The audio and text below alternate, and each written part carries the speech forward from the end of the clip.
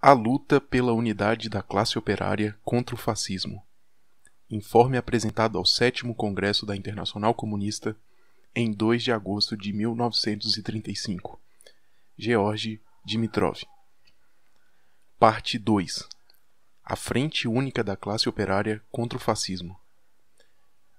Camaradas, milhões de operários e trabalhadores nos países capitalistas perguntam a si mesmo como se pode impedir que o fascismo chegue ao poder e como derrotá-lo onde triunfou.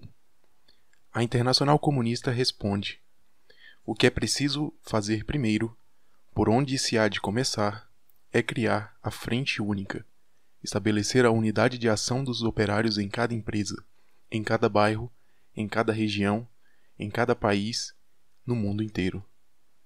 A unidade de ação do proletariado sobre um plano nacional e internacional. Eis aí a arma poderosa que capacita a classe operária não só para a defesa eficaz, como também para a contraofensiva eficaz contra o fascismo, contra o inimigo de classe. A importância da Frente Única. Não é evidente que as ações conjuntas dos filiados aos partidos e organizações das duas internacionais, a Internacional Comunista e a Segunda Internacional, permitiriam às massas repelir um impulso fascista e aumentariam o peso político da classe operária? As ações conjuntas dos partidos de ambas as internacionais contra o fascismo não se limitariam a exercer uma influência sobre seus filiados atuais, sobre os comunistas e os social-democratas. Exerceriam também uma influência poderosa sobre as fileiras dos operários católicos, anarquistas e não organizados, até sobre aqueles que momentaneamente são vítimas da demagogia fascista. Mais ainda, a poderosa Frente Única do Proletariado exerceria uma enorme influência sobre todas as demais camadas do povo trabalhador, sobre os camponeses, sobre a pequena burguesia urbana, sobre os intelectuais. A Frente Única infundiria aos setores vacilantes fé na força da classe operária. Mas isto não é tudo. O proletariado dos países imperialistas tem seus aliados potenciais não só nos trabalhadores do próprio país, como também nas nações oprimidas das colônias e semicolônias. O fato do proletariado achar-se dividido nos planos nacional e internacional e de uma parte dele apoiar a política de colaboração com a burguesia e, sobretudo, seu regime de opressão nas colônias e semicolônias, afasta da classe operária os povos oprimidos das colônias e semicolônias e enfraquece a frente anti-imperialista mundial.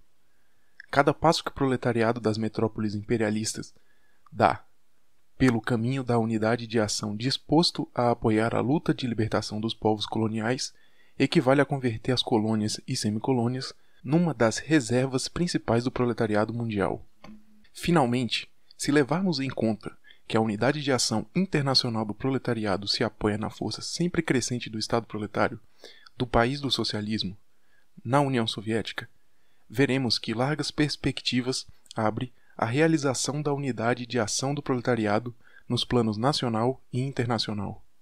A implantação da unidade de ação de todos os setores da classe operária, qualquer que seja o partido ou organização a que pertençam, é necessária, mesmo antes de se unificar a maioria da classe operária para a luta pela derrocada do capitalismo e pelo triunfo da Revolução Proletária.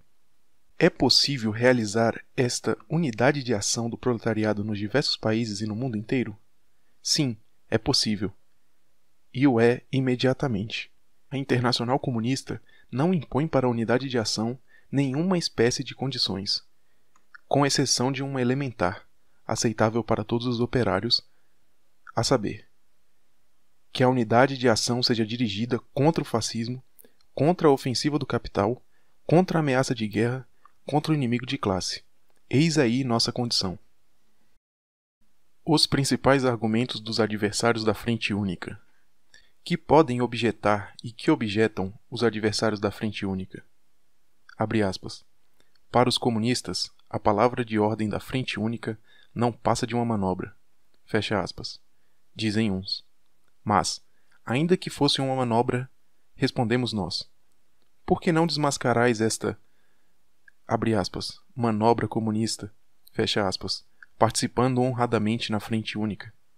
Dizemos francamente Queremos a unidade de ação da classe operária para que o proletariado se fortaleça em sua luta contra a burguesia, para que, defendendo hoje seus interesses cotidianos contra os ataques do capital, contra o fascismo, esteja amanhã em condições de assentar os alicerces para sua definitiva emancipação. Abre aspas. Os comunistas nos atacam. Fecha aspas. Dizem outros. Pois escutai, já declaramos repetidas vezes que não atacaremos ninguém, pessoas, organizações, nem partidos que combatam pela frente única da classe operária contra o inimigo de classe. Mas, ao mesmo tempo, temos no interesse do proletariado e de sua causa o dever de criticar as pessoas, organizações e partidos que entorpecem a unidade de ação dos operários. Abre aspas. Não podemos formar a frente única com os comunistas, porque seu programa é diferente. Fecha aspas. Dizem os de mais longe. Mas afirmais que vosso programa difere do dos partidos burgueses, e isso não vos impediu, nem vos impede, de fazer coalizões com estes partidos. Abre aspas. Os partidos democrático-burgueses são melhores aliados contra o fascismo do que os comunistas. Fecha aspas. Dizem os adversários da Frente Única e defensores da coalizão com a burguesia. Mas, que nos ensina a experiência da Alemanha? Lá, os social-democratas formaram um bloco com estes aliados melhores. Quais foram os resultados? Abre aspas. Se estabelecermos a Frente Única com os comunistas, os pequenos burgueses se assustarão do perigo vermelho e se passarão para os fascistas. Fecha aspas. Ouvimos dizer com frequência. Acaso a Frente Única ameaça os camponeses, os pequenos comerciantes, os artesãos, os trabalhadores intelectuais? Não.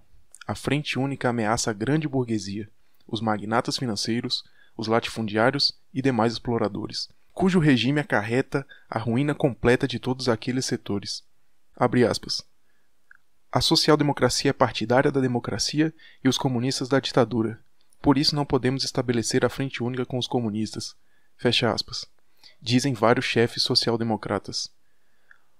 Mas será que nós vos propomos agora uma frente única para proclamar a ditadura do proletariado? Por enquanto não vos propomos semelhante coisa. Abre aspas. Que os comunistas reconheçam a democracia e atuem em sua defesa. Então estaremos dispostos à frente única. Fecha aspas. A isto respondemos. Nós somos partidários da democracia soviética, a democracia dos trabalhadores, a democracia mais consequente do mundo. Mas defendemos e continuaremos a defender nos países capitalistas, palmo a palmo, as liberdades democrático-burguesas, contra as quais atentam o fascismo e a reação burguesa, pois assim o exigem os interesses de luta de classe do proletariado. Abre aspas. Os pequenos partidos comunistas não contribuiriam em nada com sua participação na frente única realizada pelo Partido Trabalhista. Fecha aspas. Dizem, por exemplo, os chefes trabalhistas da Inglaterra. Não obstante, recordai-vos de que o mesmo afirmavam os chefes social-democratas austríacos com relação ao pequeno Partido Comunista da Áustria. E os demonstraram os acontecimentos? Não era a social-democracia austríaca, com Otto Bauer e Karl Renner à frente, que tinha razão, mas sim o pequeno Partido Comunista Austríaco, que salientou oportunamente o perigo fascista na Áustria e chamou os operários à luta contra ele. E toda a experiência do movimento operário ensina que os comunistas, ainda que numericamente sejam poucos, são o motor da atividade combativa do proletariado.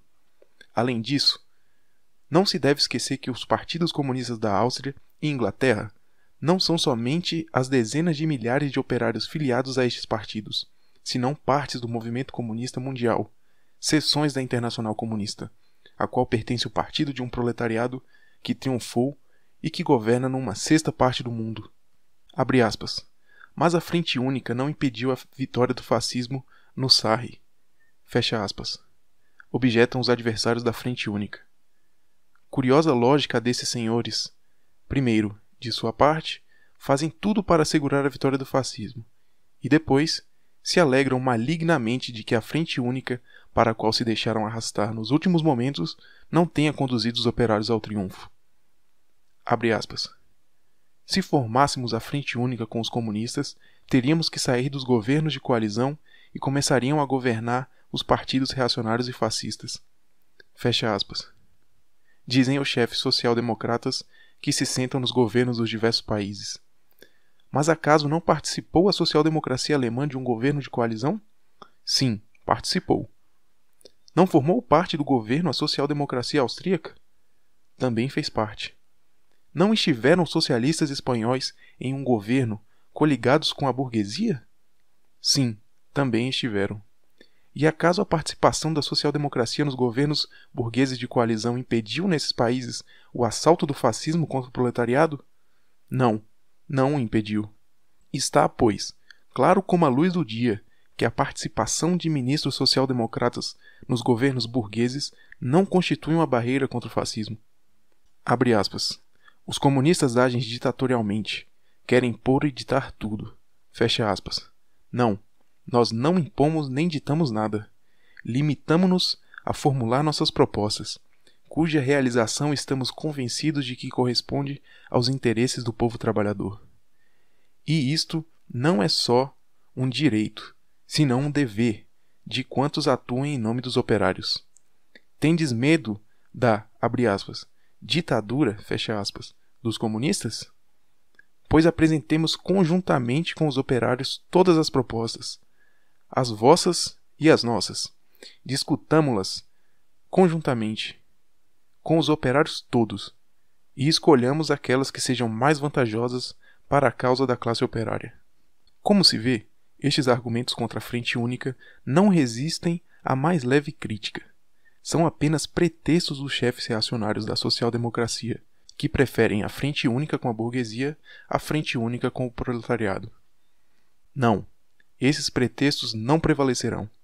O proletariado internacional pagou muito caro pelas consequências da cisão do movimento operário e está cada vez mais convencido de que a Frente Única, a unidade de ação do proletariado, tanto sobre o plano nacional como num plano internacional, é necessária e perfeitamente possível. Conteúdo e formas da Frente Única. Qual é e qual deve ser o conteúdo da Frente Única na etapa atual? A defesa dos interesses econômicos e políticos imediatos da classe operária e sua defesa contra o fascismo hão de ser o ponto de partida e o conteúdo principal da Frente Única em todos os países capitalistas. Não nos devemos limitar a lançar simples apelos à luta pela ditadura proletária. Temos que encontrar e preconizar as palavras de ordem e formas de luta que se deduzam das necessidades vitais das massas, do nível de sua capacidade de luta em cada etapa de seu desenvolvimento. Devemos indicar às massas o que hão de fazer hoje para defender-se da exploração capitalista e da barbárie fascista. Devemos conseguir que se estabeleça a Frente Única mais ampla por meio de ações conjuntas das organizações operárias das diversas tendências para defender os interesses vitais das massas trabalhadoras. Isto significa, em primeiro lugar, a luta conjunta contra todas as formas da ofensiva fascista, pela defesa das conquistas e dos direitos dos trabalhadores, contra a liquidação das liberdades democrático-burguesas. Significa, em terceiro lugar, a luta conjunta contra o perigo cada vez mais iminente da guerra imperialista, luta que dificultaria a preparação desta guerra. Devemos preparar sem descanso a classe operária para as mudanças rápidas de formas e métodos de luta, ao variarem as circunstâncias. À medida que cresça o movimento e se fortaleça a unidade da classe operária, teremos que ir mais longe e preparar a passagem da defensiva à ofensiva contra o capital, dirigindo-nos para a organização da greve política de massas. Condição obrigatória desta greve é que nela tomem parte os sindicatos principais de cada país. Naturalmente, os comunistas não podem nem devem renunciar um só minuto à sua tarefa própria e independente de educação comunista, de organização e mobilização das massas. Não obstante, para assegurar aos operários o caminho para a unidade de ação, é preciso conseguir, ao mesmo tempo, firmar acordos a curto e longo prazos sobre ações comuns com os partidos social-democratas, os sindicatos reformistas e as demais organizações dos trabalhadores contra o inimigo da classe do proletariado. Nesses pactos, a atenção principal deve encaminhar-se para o desencadeamento de ações de massas nos diversos lugares, que deveriam ser realizadas pelas organizações de base mediante resoluções locais. Ao mesmo tempo que cumprimos lealmente as condições de todos os acordos firmados com elas, desmascaremos implacavelmente qualquer sabotagem cometida contra as atividades conjuntas por pessoas ou organizações que se tomem parte da Frente Única. Em todas as tentativas que se façam para frustrar os acordos firmados, e essas tentativas possivelmente se farão, respondemos apelando para as massas e continuando infatigavelmente a luta pelo restabelecimento da unidade de ação violada. Resta dizer que a realização concreta da Frente Única nos diversos países se efetuará de diferentes modos e revestirá diferentes formas, segundo o estado e o caráter das organizações operárias, seu nível político, a situação concreta do país de que se trate, segundo as mudanças operadas no movimento operário internacional, e etc. Estas formas podem ser, por exemplo, atividades conjuntas dos operários, coordenadas para casos determinados e por motivos concretos, por reivindicações isoladas ou sobre a base de uma plataforma geral.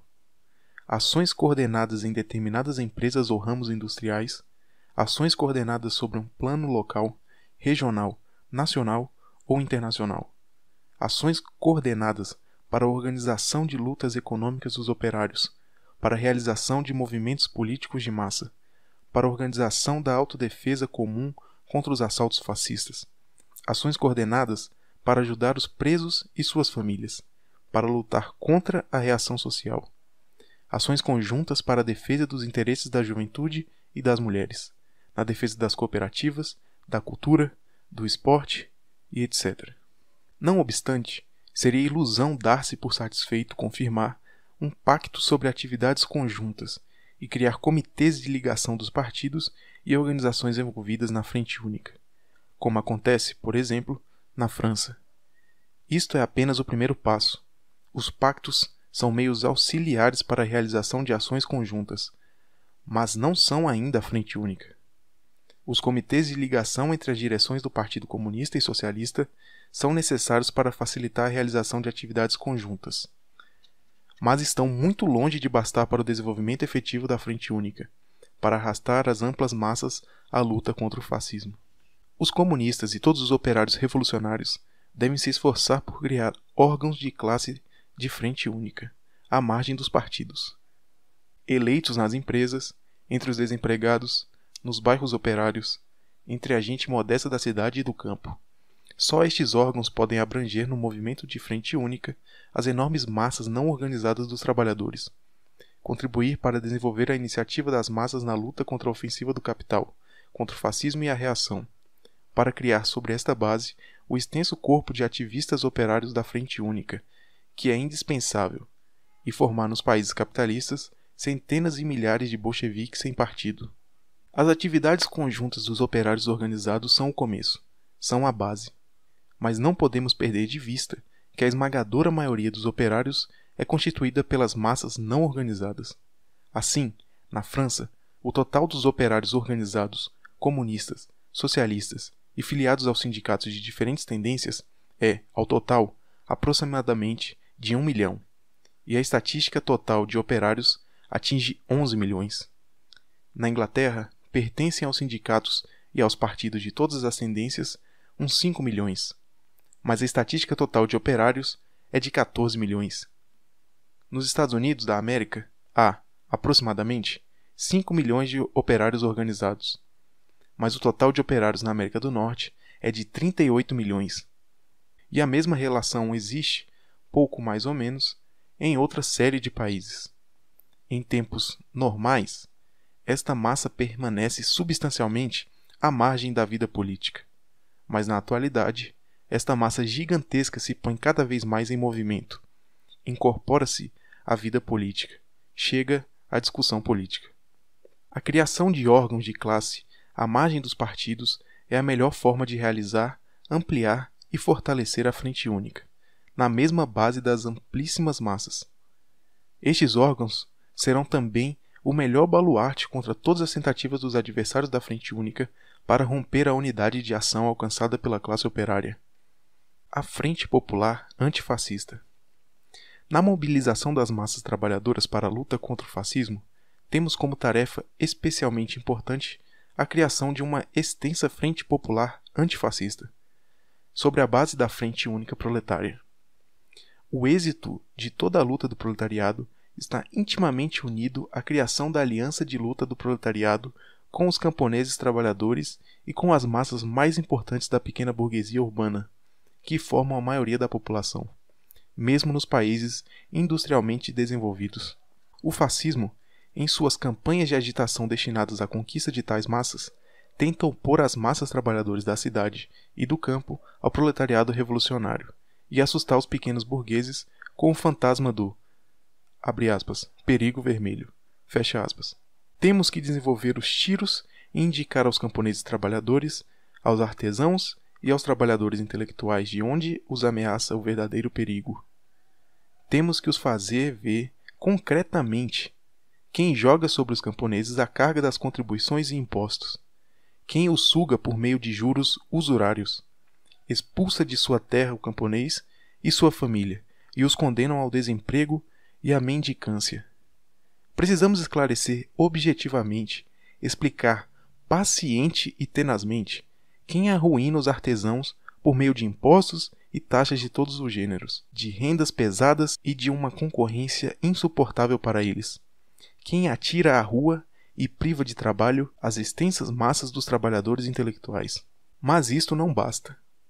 O fundamental, o decisivo para estabelecer a Frente Popular Antifascista é a ação decidida do proletariado revolucionário em defesa das reivindicações desses setores e, em particular, dos camponeses trabalhadores, das reivindicações que estejam na razão dos interesses primordiais do proletariado, combinando, no decorrer da luta, as aspirações da classe operária com essas reivindicações. Para a criação da Frente Popular Antifascista, tem grande importância saber abordar de maneira acertada todos os partidos e organizações que envolvem uma parte considerável de camponeses trabalhadores e as massas principais da pequena burguesia urbana. Nos países capitalistas, a maioria destes partidos e organizações, tanto econômicas quanto políticas, se encontram sob influência da burguesia e acompanha esta. A composição social destes partidos e organizações não é homogênea. Nela aparecem, ao lado dos camponeses muito ricos, ao lado dos pequenos comerciantes, homens de grandes negócios. Mas a direção está nas mãos dos últimos, os agentes do grande capital. Isso nos obriga a dar a essas organizações um tratamento diferente, levando em conta que, com frequência, a massa de seus filiados não conhece a verdadeira face política de sua própria direção. Em determinadas circunstâncias, podemos e devemos dirigir nossos esforços no sentido de ganhar para a Frente Popular Antifascista estes partidos e organizações ou setores isolados deles, apesar de sua direção burguesa.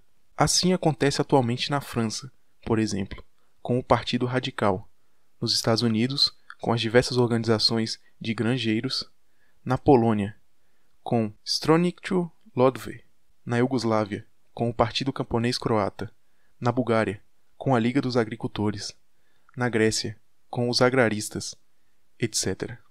Mas, independentemente disto, de que existam possibilidades de atrair estes partidos e essas organizações para a Frente Popular, nossa tática tem que ser orientada, sob quaisquer condições, no sentido de arrastar para a Frente Popular Antifascista os pequenos burgueses camponeses, artesão e etc., envolvidos neles. Assim, pois, como vedes, temos que acabar por completo com o menosprezo e a atitude depreciativa, que surgem com bastante frequência em nossa situação, a respeito dos diversos partidos e organizações de camponeses, artesãos e de massas da pequena burguesia urbana. Problemas básicos da Frente Única em alguns países. Em todos os países há problemas primordiais que numa determinada etapa comovem as extensas massas e em torno dos quais deve desenvolver-se a luta para estabelecer a Frente Única. Captar acertadamente esses pontos fundamentais, estes problemas primordiais, significa assegurar e acelerar a formação da Frente Única. A. Estados Unidos. Tomemos, por exemplo, um país tão importante do mundo capitalista como os Estados Unidos. Aqui, a crise pôs em movimento massas de milhões de homens. O programa de saneamento do capitalismo foi a pique. Massas imensas começam a afastar-se dos partidos burgueses e acham-se atualmente na encruzilhada. O incipiente fascismo norte-americano tenta canalizar o descontentamento e a desilusão dessas massas para leitos reacionário-fascistas. A peculiaridade do desenvolvimento do fascismo norte-americano consiste em que, na fase atual, age predominantemente em forma de oposição contra o fascismo, considerando uma corrente, abre aspas, não americana, fecha aspas, importada do estrangeiro. Ao contrário do fascismo alemão, que entrou em cena com palavras de ordem contrárias à Constituição, o fascismo norte-americano tenta apresentar-se como partidário da Constituição e da, abre aspas, democracia americana, fecha aspas. Mas, se conseguir penetrar nas amplas massas desiludidas dos antigos partidos burgueses, poderá converter-se rapidamente num grave perigo. O que significaria o triunfo do fascismo nos Estados Unidos? Para as massas trabalhadoras, significaria, naturalmente, uma acentuação desenfreada do regime de exploração e a destruição do movimento operário. E qual seria a significação internacional desta vitória do fascismo? Os Estados Unidos não são, como é sabido, a Hungria, nem a Finlândia, nem a Bulgária, nem a Letônia. A vitória do fascismo nos Estados Unidos faria mudar, essencialmente, toda a situação internacional. Nessas circunstâncias, pode o proletariado norte-americano dar-se por satisfeito simplesmente com a organização de sua vanguarda consciente de classe, que está disposta a marchar pelo caminho da revolução? Não. É de todo evidente que os interesses do proletariado americano exigem que todas as suas forças se desliguem, sem demora, dos partidos capitalistas. É preciso encontrar os caminhos e as formas apropriadas para impedir a tempo que o fascismo arraste consigo as amplas massas dos trabalhadores descontentes. E, aqui, temos que dizer que a forma apropriada às condições da América do Norte poderia ser a criação de um partido de massas dos trabalhadores, abre aspas, partido de operários e camponeses, fecha aspas. Este partido seria uma forma específica da Frente Popular de Massas na América do Norte, uma frente de oposição aos partidos dos trustes e dos bancos e ao crescente fascismo. Esse partido não seria naturalmente nem socialista nem comunista, mas terá que ser um partido antifascista e não deverá ser um partido anticomunista. O programa deste partido deverá ser dirigido contra os bancos, os trustes e os monopólios, contra os inimigos principais do povo, que especulam com suas dores. Este partido só poderá cumprir sua missão se defender as reivindicações mais vitais da classe operária, se lutar por uma autêntica legislação social, pelo seguro contra o desemprego, para que obtenham terra e sejam libertados do jugo das dívidas, se lutar pela anulação das dívidas dos camponeses, pela igualdade de direitos dos negros, por defender as reivindicações dos antigos combatentes, os interesses dos membros das profissões liberais, dos pequenos comerciantes e dos artesãos, e assim sucessivamente. Compreende-se que um partido desse tipo terá de lutar por enviar representantes às administrações autônomas locais e aos órgãos representativos dos diversos estados da União, assim como ao Congresso e ao Senado. Nossos camaradas dos Estados Unidos procederam acertadamente, tomando a iniciativa de criar semelhante partido. Mas terão que adotar medidas mais eficazes ainda para que a criação de tal partido chegue a conseguir a simpatia das próprias massas. O problema da organização de abre aspas, Partido de Operários e Camponeses, fecha aspas, e seu programa deve ser discutido em assembleias populares de massas. É necessário desenvolver um movimento da maior amplitude para a criação desse partido e colocar-se à frente desse movimento. Não se deve, de modo algum, permitir que a iniciativa de sua organização caia em mãos daqueles elementos que querem explorar o descontentamento das massas de milhões de homens desiludidos dos partidos burgueses. O democrata e o republicano, para criar nos Estados Unidos abre aspas, terceiro, fecha aspas, partido como partido anticomunista, como partido orientado contra o movimento revolucionário. B. Inglaterra. Na Inglaterra, a organização fascista de Mosley passou provisoriamente a último plano, como resultado das atividades de massas dos operários ingleses. Mas não devemos fechar os olhos ante o fato de que o chamado, abre aspas, governo nacional, fecha aspas, leva a cabo uma série de medidas reacionárias contra a classe operária, mediante as quais se criam também, na Inglaterra, condições que, chegada a ocasião, facilitarão à burguesia a passagem ao regime fascista.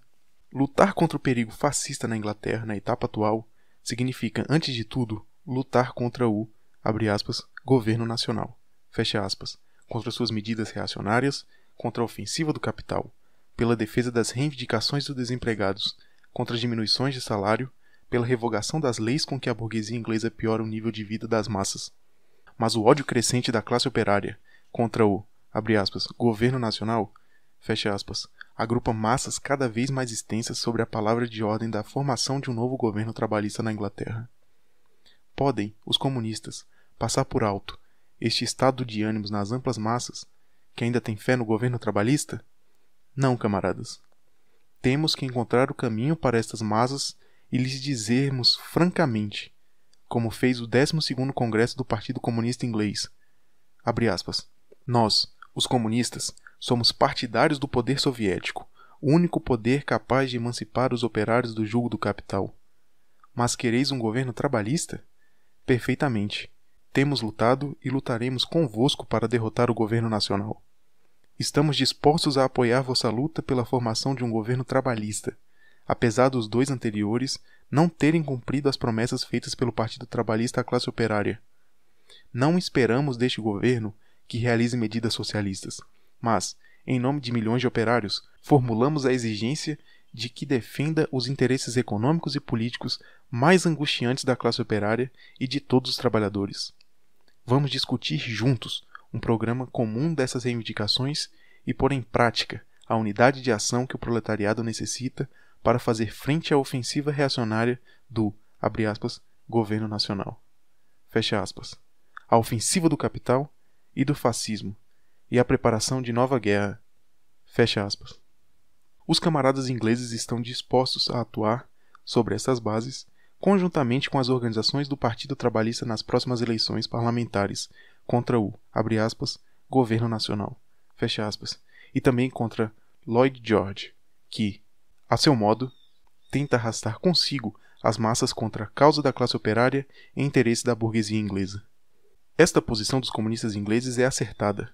Ajuda-lhes a estabelecer uma frente única de luta com as massas de milhões de homens das trade unions inglesas e do Partido Trabalhista, permanecendo sempre nas primeiras linhas do proletariado combatente, mostrando às massas o único caminho certo, o caminho da luta por abater revolucionariamente a dominação da burguesia e para instaurar o poder soviético.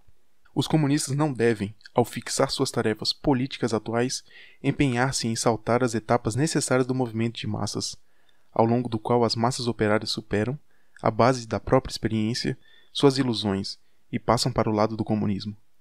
C. França. A França é, como se sabe, o país cuja classe operária dá a todo o proletariado internacional exemplo de como é preciso lutar contra o fascismo. O Partido Comunista Francês pode servir a todas as seções da Internacional Comunista de exemplo de como se deve levar a cabo a tática da Frente Única. E os operários socialistas franceses podem servir de exemplo do que devem fazer hoje os operários social-democratas dos demais países capitalistas em luta contra o fascismo. A significação da manifestação antifascista celebrada em Paris, em 14 de julho deste ano, na qual tomaram parte 500 mil de homens, assim como as numerosas manifestações efetuadas em outras cidades da França, é enorme. Isto já não é simplesmente um movimento da Frente Única Operária. É o começo de uma ampla frente de todo o povo contra o fascismo. Este movimento de frente única aumenta a fé da classe operária em suas forças, fortalece nela a consciência de seu papel de guia em relação aos camponeses, à pequena burguesia urbana, aos intelectuais. Estende a influência do Partido Comunista sobre as massas operárias e, com isso, enrijece o proletariado em sua luta contra o fascismo. Este movimento desperta, a tempo, a atenção vigilante das massas diante do perigo fascista. Será um exemplo contagiante para o desenvolvimento da luta antifascista nos demais países capitalistas e exercerá uma influência animadora sobre os proletários da Alemanha, algemados pela ditadura fascista. É sem dúvida uma grande vitória, mas não decide ainda o resultado da luta antifascista. A maioria esmagadora do povo francês está, indubitavelmente, contra o fascismo. Mas a burguesia sabe dobrar, recorrendo à força armada, à vontade dos povos. O movimento fascista continua se desenvolvendo, com desembaraço completo, com o apoio ativo do capital monopolista, do aparelho estatal da burguesia e do Estado-Maior do Exército francês, e dos dirigentes reacionários do clero católico, baluarte de toda a reação. A mais forte organização fascista, a Cruz de Fogo, dispõe atualmente de mais de 300 mil homens armados, cujo núcleo principal são os 60 mil oficiais da reserva. Possui fortes posições na polícia, na gendarmeria, no exército, na aviação e dentro de todo o aparelho do Estado. As eleições municipais põem em evidência que na França não crescem somente as forças revolucionárias, como também as forças do fascismo. Se o fascismo conseguir penetrar de um modo extenso entre os camponeses e assegurar o apoio de uma parte do exército com a neutralidade da outra, as massas trabalhadoras da França não poderão impedir a subida dos fascistas ao poder. Não esqueçamos, camaradas, a debilidade do movimento francês no terreno da organização, debilidade que facilita o êxito da ofensiva fascista. Não há nenhuma razão para que a classe operária e todos os antifascistas da França se deem por satisfeitos com os resultados já conseguidos. Quais são as tarefas que se apresentam à classe operária da França? Primeira, conseguir estabelecer a frente única não só no terreno político, como também no econômico, para organizar a luta contra a ofensiva do capital, quebrar com sua determinação a resistência que se opõe à frente única nos cimos da Confederação do Trabalho Reformista. Segunda, conseguir a realização da unidade sindical na França, ou seja, sindicatos únicos sobre a base da luta de classes. Terceira, arrastar o movimento antifascista às extensas massas camponesas, as massas da pequena burguesia, reservando um lugar especial no programa da Frente Popular Antifascista para suas reivindicações vitais. Quarta, firmar organicamente e prosseguir ampliando o movimento antifascista desenvolvido, por meio da criação em massa de órgãos da Frente Popular Antifascista eleitos à margem dos partidos, de órgãos que com sua influência abranjam massas mais extensas que os partidos e organizações de trabalhadores atualmente existentes na França. Quinta, conseguir, por sua pressão, a dissolução e o desarmamento das organizações fascistas, como organizações de conspiradores contra a República e como agentes de Hitler na França.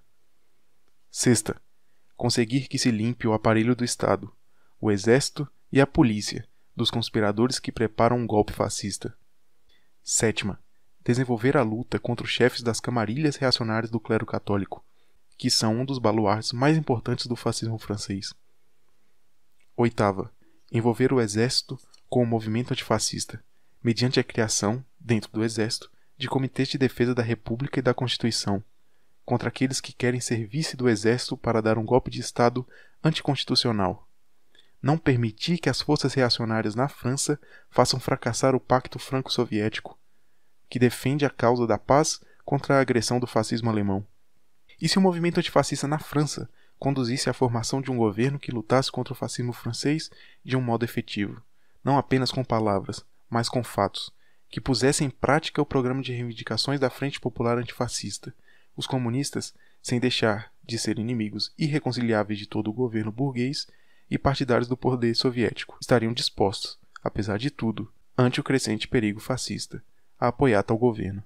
A Frente Única e as organizações fascistas de massa. Camaradas, a luta por estabelecer a Frente Única nos países onde os fascistas estão no poder é, talvez, o problema mais importante que temos apresentado. Nestes, a luta se desenvolve naturalmente em condições muito mais difíceis que nos países de movimento operário legal. Não obstante, se oferecem nos países fascistas todas as premissas para a formação de uma verdadeira frente popular antifascista na luta contra a ditadura fascista, pois os operários social-democratas, católicos e de outras tendências na Alemanha, por exemplo, podem reconhecer de um modo mais imediato a necessidade de lutarem unidos aos comunistas contra a ditadura fascista. As amplas camadas da pequena burguesia e dos camponeses, que já saborearam os frutos amargos da dominação fascista, se sentem cada vez mais descontentes e desiludidas, o que facilita a tarefa de arrastá-las ao movimento popular antifascista. Nos países fascistas, especialmente na Alemanha e Itália, onde o fascismo soube criar uma base de massas impondo violentamente suas organizações aos operários e demais trabalhadores, a tarefa principal consiste em saber combinar a luta contra o fascismo de fora com o trabalho para miná-lo por dentro nos órgãos e organizações fascistas de massas. É necessário estudar, assimilar e aplicar métodos e processos especiais, apropriados às condições concretas desses países, que estimulem a rápida decomposição da base de massas do fascismo e preparem a destruição da ditadura fascista. É preciso estudar, assimilar e aplicar estes métodos, e não limitar-se a gritar, abre aspas, morra Hitler, fecha aspas, abre aspas, morra Mussolini, fecha aspas. Sim, assimilá-los e aplicá-los. É uma tarefa difícil e complicada, tanto mais difícil quanto nossas experiências de luta eficaz contra a ditadura fascista são extraordinariamente limitadas. Nossos camaradas italianos, por exemplo, levam já aproximadamente 13 anos lutando sob as condições da ditadura fascista, mas não conseguiram desenvolver uma verdadeira luta de massas contra o fascismo, e por isto não puderam, infelizmente, ajudar muito nesse sentido, com experiências positivas, os partidos comunistas dos demais países fascistas. Os comunistas alemães e italianos e os comunistas de outros países fascistas, do mesmo modo que os membros das juventudes comunistas, fizeram maravilhas quanto ao heroísmo.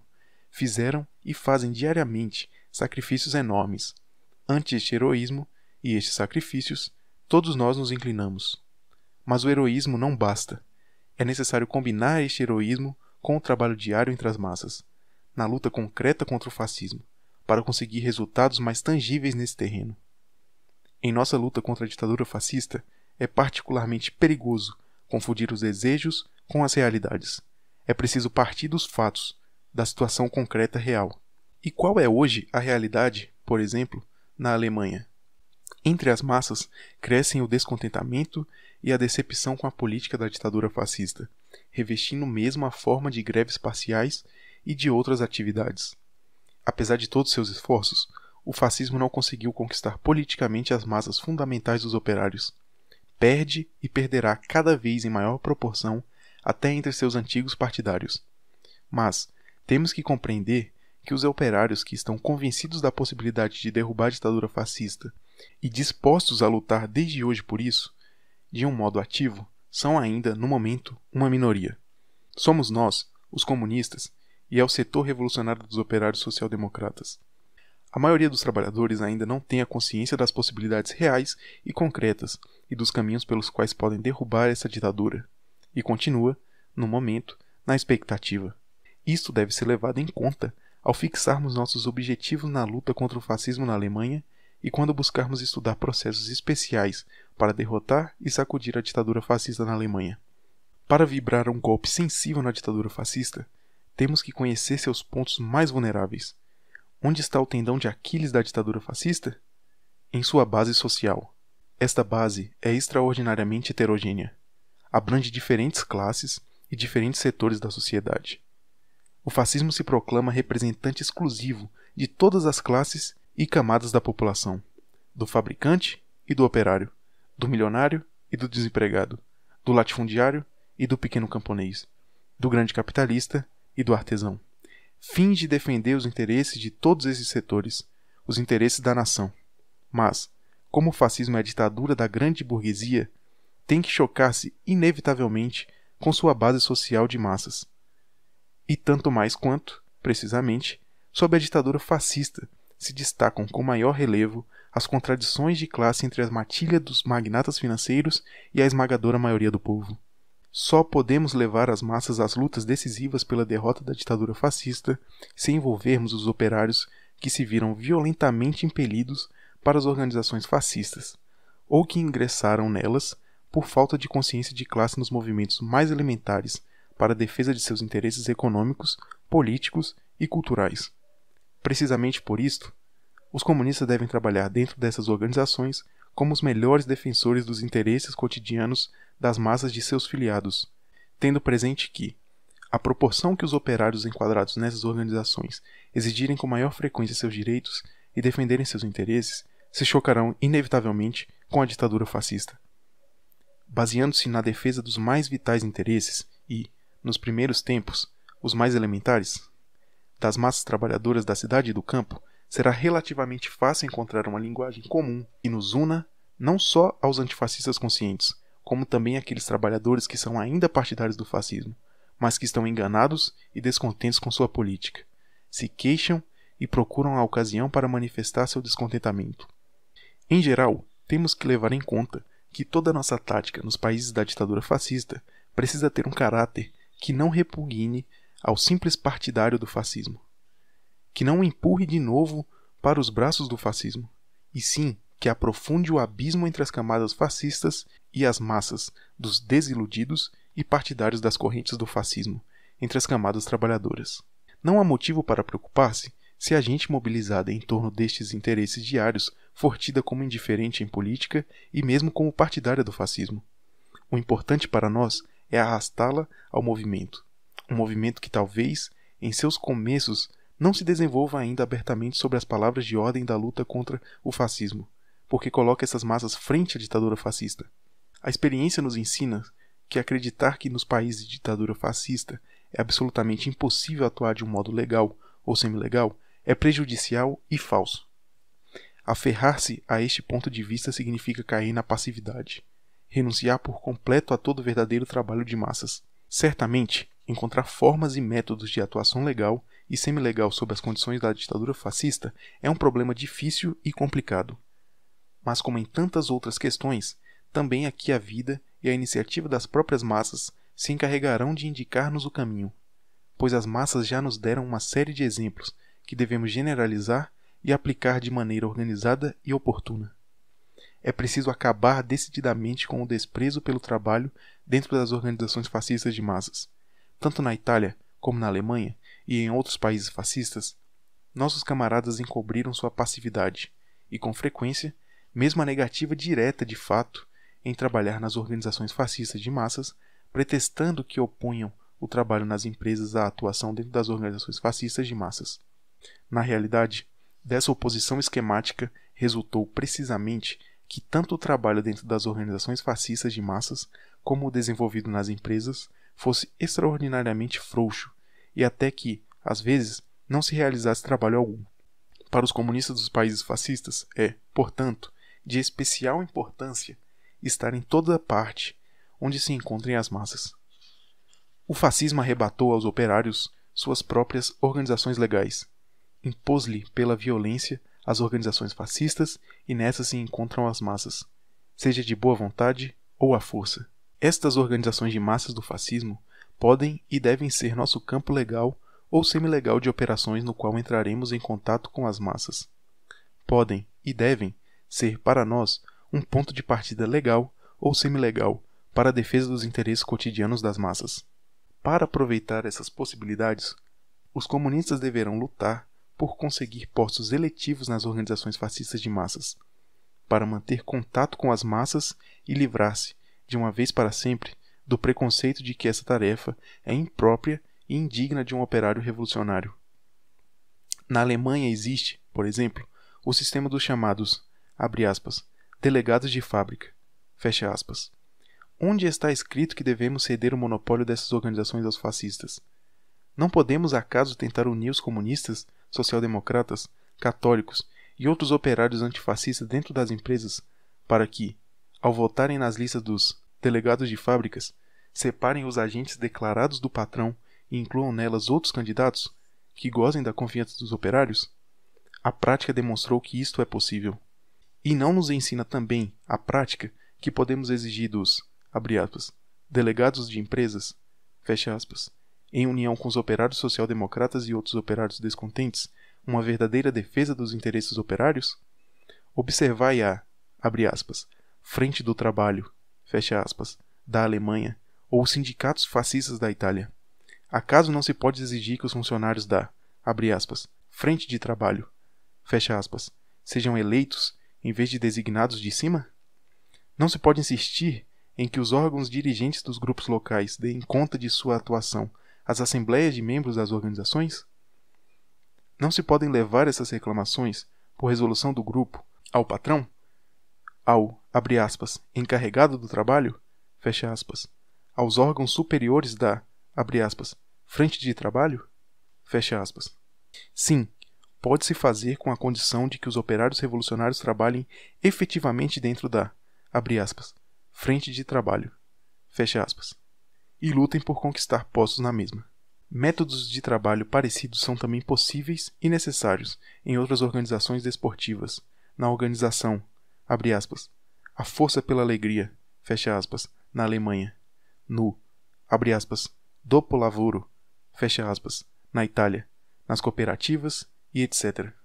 Recordareis, camaradas, a antiga lenda da tomada de Troia.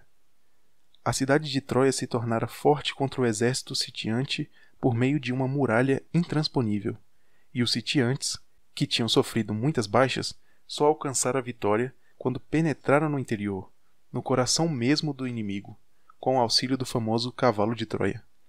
Parece-me que nós, operários revolucionários, não devemos sentir nenhum escrúpulo em empregar a mesma tática contra nossos inimigos fascistas, que se defendem contra o povo por meio da muralha viva de seus assassinos a soldo. Quem não compreender a necessidade de empregar tática semelhante a respeito do fascismo, quem considerar tal atuação, abre aspas, humilhante, fecha aspas, poderá ser um excelente camarada. Porém, se me permitis que diga, é um charlatão e não um revolucionário, pois não saberá conduzir as massas à derrocada da ditadura fascista. O movimento de massas da Frente Única, que vai germinando fora e dentro das organizações fascistas da Alemanha, Itália e outros países no quais o fascismo conta com uma base de massas, partindo da defesa das necessidades mais elementares, mudando de formas e palavras de ordem de luta conforme a luta cresça e se estenda, será o ariete que destruirá a fortaleza da ditadura fascista, que, hoje, talvez muitos julguem inexpugnável. A Frente Única nos países em que os social-democratas estão no poder. A luta pelo estabelecimento da Frente Única levanta outro problema muito importante: o problema da Frente Única nos países em que estão no poder governos social-democratas ou governos de coalizão, com participação dos socialistas, como acontece, por exemplo, na Dinamarca, Noruega, Suécia, Tchecoslováquia e Bélgica. É bem conhecida nossa atitude absolutamente negativa ante os governos social-democratas, que são governos de conciliação com a burguesia. Mas, apesar disso, não consideramos a existência de um governo social-democrata ou de uma coalizão governamental do Partido Social-Democrata com os partidos burgueses como obstáculo insuperável para estabelecer a Frente Única, com os social-democratas em determinadas questões. Consideramos que também, nesses casos, é absolutamente possível e necessária a Frente Única para a defesa dos interesses vitais do povo trabalhador e para a luta contra o fascismo. Compreende-se que nos países em que participam no governo representantes dos partidos social-democratas, a direção social-democrata oponha a mais enérgica resistência à Frente Única proletária. Compreende-se perfeitamente que seja assim. Querem fazer ver à burguesia que são eles que sabem melhor e mais habilmente que ninguém refrear o descontentamento das massas e preservá-las da influência do comunismo. Mas o fato de que os ministros social-democratas adotem uma atitude negativa ante a Frente Única proletária não justifica, de modo algum, o fato de que os comunistas nada façam para a criação da Frente Única do proletariado. Nossos camaradas dos países escandinavos continuam, com frequência, o caminho da menor resistência, ao limitar-se a desmascarar a propaganda do governo social-democrata. Isto é um erro. Na Dinamarca, por exemplo, os chefes social-democratas há 10 anos estão no poder, e os comunistas vieram repetindo dia após dia, durante 10 anos, que este é um governo burguês, capitalista. Deve supor-se que esta propaganda é conhecida dos operários dinamarqueses. O fato de que, apesar disso, uma considerável maioria vota no Partido Governamental Social-Democrata indica somente que o desmascaramento do governo pela propaganda dos comunistas não basta, mas também não demonstra que as centenas de milhares de operários estejam contentes com todas as medidas do governo dos ministros social-democratas. Não lhes agrada que o governo social-democrata, como o chamado, abre aspas, convênio de crise, fecha aspas, ajude os grandes capitalistas e latifundiários, e não os operários e os camponeses pobres, que tenha suprimido, com o decreto promulgado em janeiro de 1933, o direito à greve. Não lhes agrada que a direção social-democrata planeje uma perigosa reforma eleitoral antidemocrática, restringindo consideravelmente o número de deputados. Não julgo equivocar-me ao confirmar que 99% dos operários dinamarqueses não aprovam essas medidas políticas dos chefes e ministros social-democratas. Acaso os comunistas não podem chamar os sindicatos e organizações social-democratas da Dinamarca a discutir tal ou qual questão da atualidade, a emitir sua opinião a respeito dela e atuar em comum pela Frente Única Proletária para a realização das reivindicações operárias?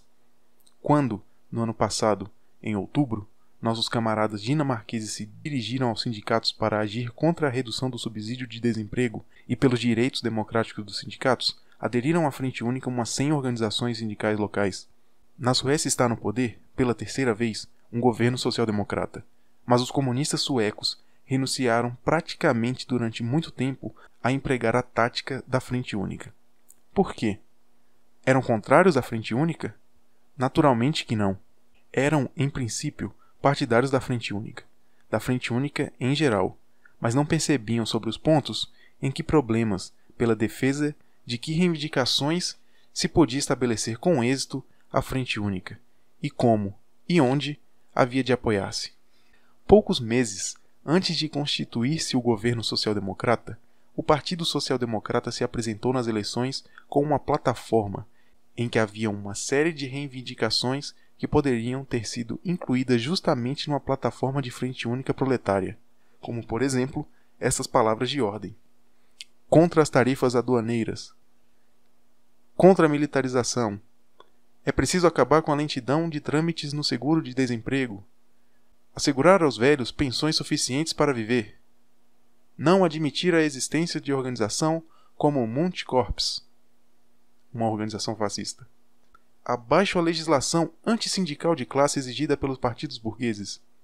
Mais de 1 milhão de trabalhadores da Suécia votaram, em 1932, por estas reivindicações formuladas pela social-democracia com a esperança de que se converteriam em realidade estas reivindicações.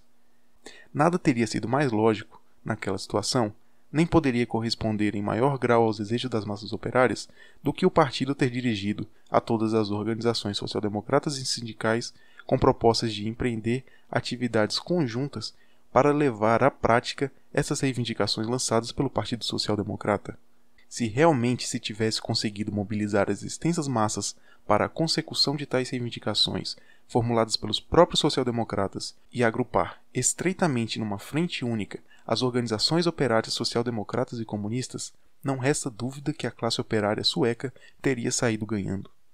Aos ministros social-democratas da Suécia, isto não teria produzido grande alegria, naturalmente, pois neste caso, o governo se veria obrigado a satisfazer pelo menos algumas reivindicações.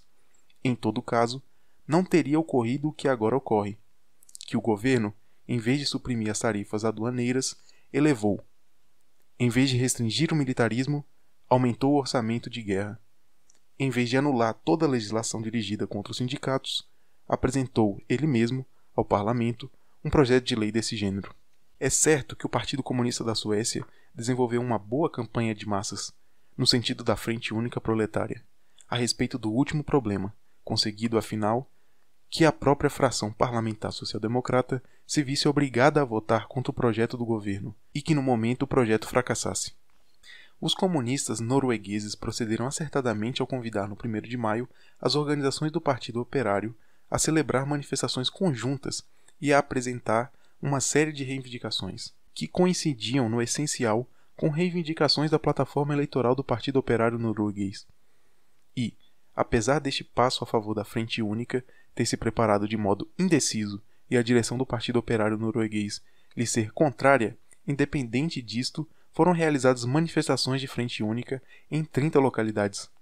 Antes, muitos comunistas temiam que fosse uma manifestação de oportunismo de sua parte não opor a toda reivindicação parcial dos social-democratas suas próprias reivindicações, 2 vezes mais radicais.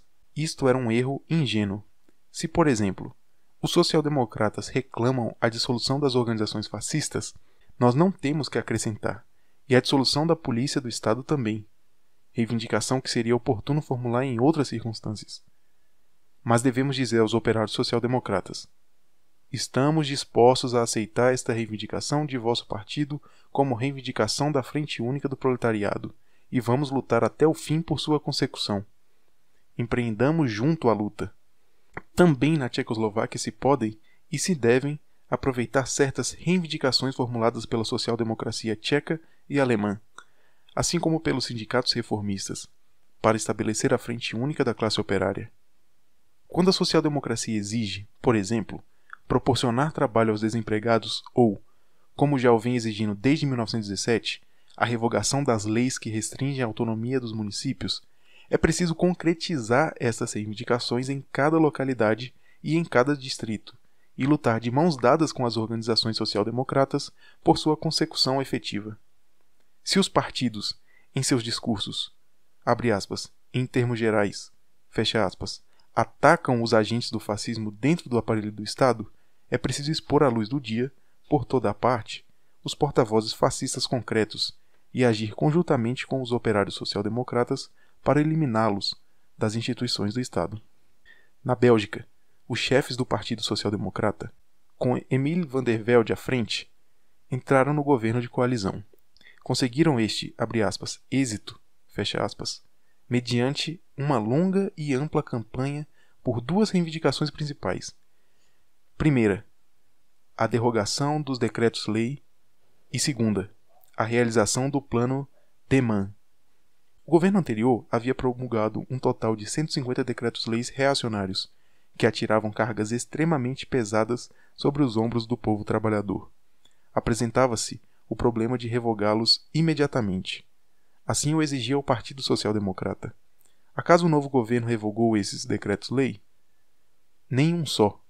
Limitou-se a atenuar um pouco alguns, com o objetivo de oferecer uma espécie de, abre aspas, indenização simbólica, fecha aspas, pelas promessas de grande envergadura feitas pelos chefes socialistas da Bélgica.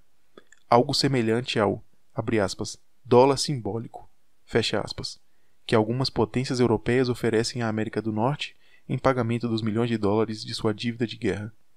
No que diz respeito à realização do pomposo plano Demann, a coisa tomou para as massas social-democratas um aspecto inesperado. Os ministros social-democratas declararam que, antes de tudo, era preciso esperar o fim da crise econômica e realizar apenas as partes do plano Demann que melhorassem a situação dos capitalistas, indústrias e dos bancos, e que só então se poderia passar a pôr em prática as medidas tendentes a melhorar a situação dos operários. Mas, quanto tempo terão que esperar os operários a parcela de bem-estar que lhes promete o plano? Sobre os banqueiros belgas já caiu uma verdadeira chuva de ouro. Foi implantada uma desvalorização do franco belga em 28% e, devido a esta manipulação, os banqueiros puderam apropriar-se como troféu de 4,5 bilhões de francos à custa dos que vivem do salário e das economias da gente modesta. Como se harmoniza isto com o conteúdo do plano Demann? Se se deseja conceder crédito à letra do piano, este promete, abre aspas, perseguir os abusos monopolistas e as manobras dos especuladores, fecha aspas. À base do plano Demann, o governo nomeou uma comissão de controle sobre os bancos, mas uma comissão composta de banqueiros que se controlam a si mesmos, alegre e despreocupadamente. O plano Demann promete também muitas outras coisas boas. Redução da jornada de trabalho, normalização dos salários, salário mínimo, organização de um sistema completo de seguros sociais, extensão das comodidades mediante a construção de novas casas e etc. São todas elas reivindicações que nós comunistas podemos apoiar. Devemos dirigir-nos às organizações operárias da Bélgica e dizer-lhes: os capitalistas já obtiveram o bastante e até demasiado. Exijamos dos ministros social-democratas que cumpram as promessas que fizeram aos operários. Unamo-nos numa frente única para a defesa eficaz de nossos interesses. Senhor ministro Van der Velde, nós apoiamos as reivindicações contidas na plataforma para os operários, mas declaramos abertamente: tomamos a sério essas reivindicações. Queremos fatos e não palavras vazias. E por esta razão, agrupamos centenas de milhares de operários para lutar por essas reivindicações. Desse modo, os comunistas, nos países onde existem governos social-democratas, ao aproveitar as reivindicações concretas oportunas tomadas das plataformas dos próprios partidos social-democratas e as promessas eleitorais dos ministros social-democratas como ponto de partida para atividades conjuntas com os partidos e organizações social-democratas, poderão depois desenvolver com maior facilidade uma campanha para estabelecer a Frente Única, baseando-se já noutra série de reivindicações das massas que lutam contra a ofensiva do capital, contra o fascismo e a ameaça de guerra. Além disso, é preciso ter presente que se as atividades conjuntas com os partidos e organizações social-democratas exigem dos comunistas, em geral, uma crítica mais séria, razoável, do, abre aspas, social-democratismo, fecha aspas, como ideologia e prática da colaboração de classes com a burguesia, assim como esclarecer infatigavelmente e com espírito de camaradagem os operários social-democratas sobre o programa e as palavras de ordem do comunismo, essa tarefa é de singular importância para a luta da Frente Única, precisamente nos países onde existem governos social-democratas. A luta pela unidade sindical. Camaradas, a realização da unidade sindical, tanto sobre um plano nacional como internacional, deve constituir a etapa mais importante na consolidação da Frente Única. Como é sabido, a tática divisionista dos chefes reformistas foi levada com maior exacerbação nos sindicatos. É explicável. Aí sua política de colaboração de classes com a burguesia encontrava seu resultado prático diretamente nas empresas, à custa dos interesses vitais da massa operária. Isto provocava, naturalmente, uma crítica severa e encontrava a resistência dos operários revolucionários dirigidos pelos comunistas contra este modo de agir. Eis aí porque a mais inflamada luta entre o comunismo e o reformismo se desenrolou no terreno sindical.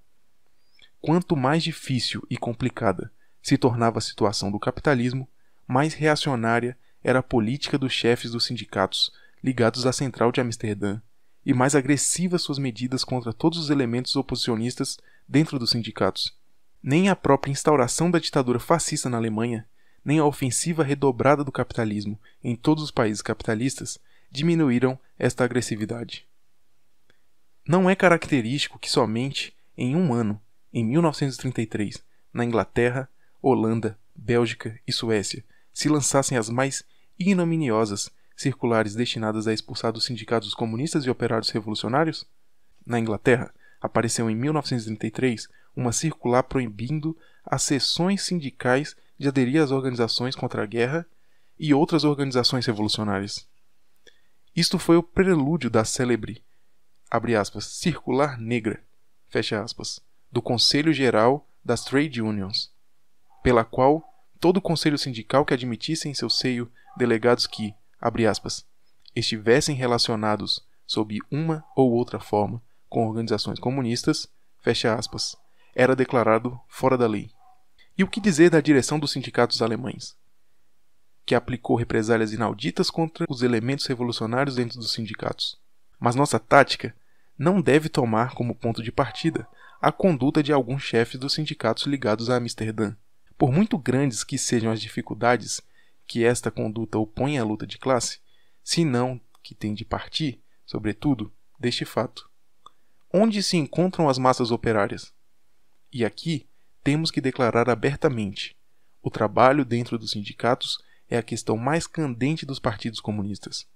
Devemos conseguir que se dê uma viragem verdadeira no trabalho sindical e colocar como ponto central a questão da luta pela unidade sindical. Muitos de nossos camaradas, passando por alto a atração dos operários para os sindicatos e ante as dificuldades que ofereciam o trabalho dentro dos sindicatos ligados a Amsterdã, não se detinham nessa complicada tarefa. Falavam, invariavelmente, da crise orgânica dos sindicatos de Amsterdã, de que os operários abandonavam os sindicatos, etc., e perdiam de vista como estes, depois de certa decaída no começo da crise econômica mundial, começaram a crescer de novo. A particularidade do movimento sindical consistia precisamente em que a ofensiva da burguesia contra os direitos sindicais, as tentativas feitas em uma série de países, como Polônia e Hungria, de, abre aspas, refrear, fecha aspas, os sindicatos, a redução dos seguros sociais, o roubo dos salários, obrigavam os operários, apesar de não haver uma resistência da parte dos chefes sindicais reformistas contra tudo isso, a cerrar ainda mais suas fileiras em torno dos sindicatos. pois os operários queriam e querem ver no sindicato o defensor combativo de seus interesses de classe. Assim se explica o fato de que nestes últimos anos tenham aumentado na França, Tchecoslováquia, Bélgica, Suécia, Holanda, Suíça e etc., o número de membros da maioria dos sindicatos ligados à Central de Amsterdã.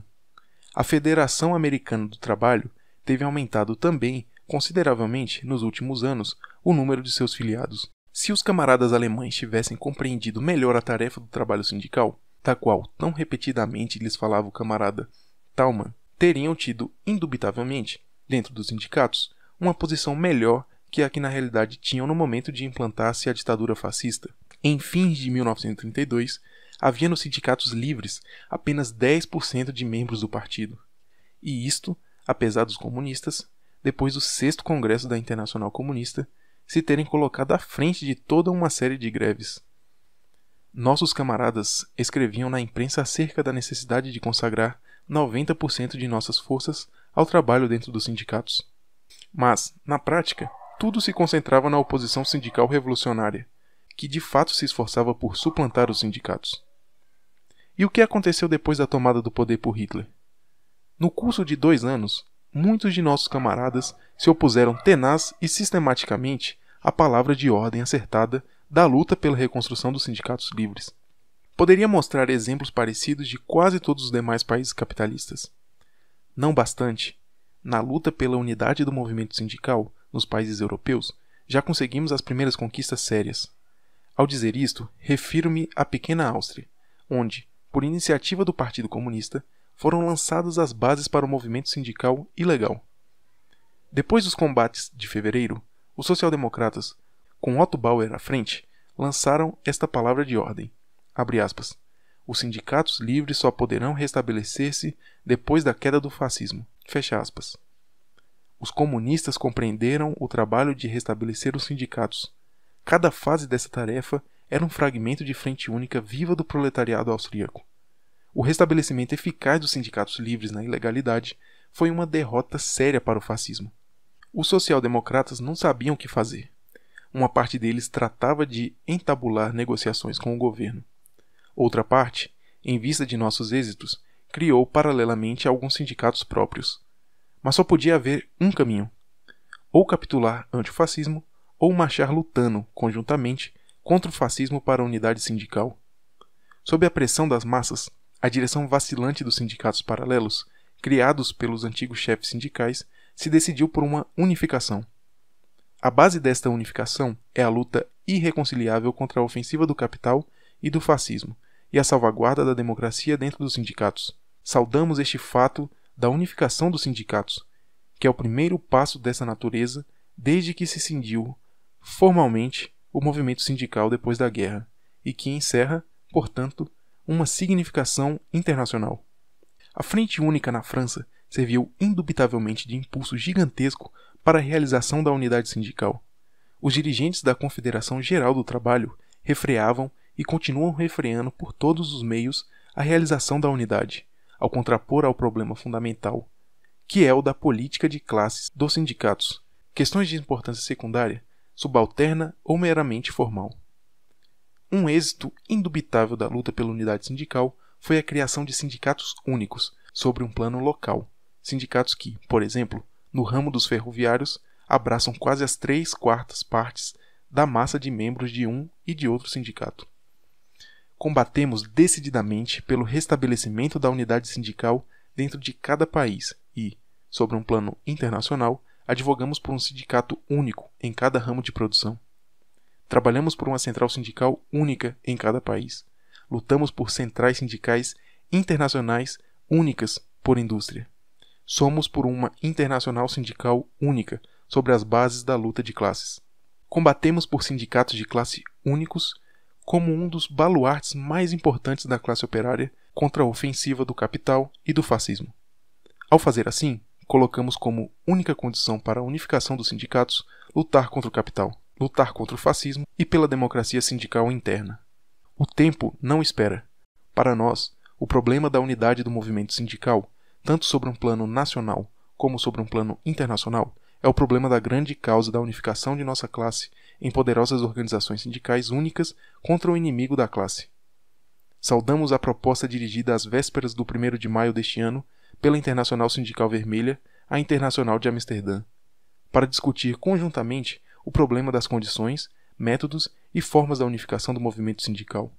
Os chefes da Internacional de Amsterdã repeliram esta proposta, com o usado argumento de que a unidade do movimento sindical só pode realizar-se dentro das fileiras da Internacional de Amsterdã, que, seja dito de passagem, agrupa quase exclusivamente as organizações sindicais de uma parte dos países europeus.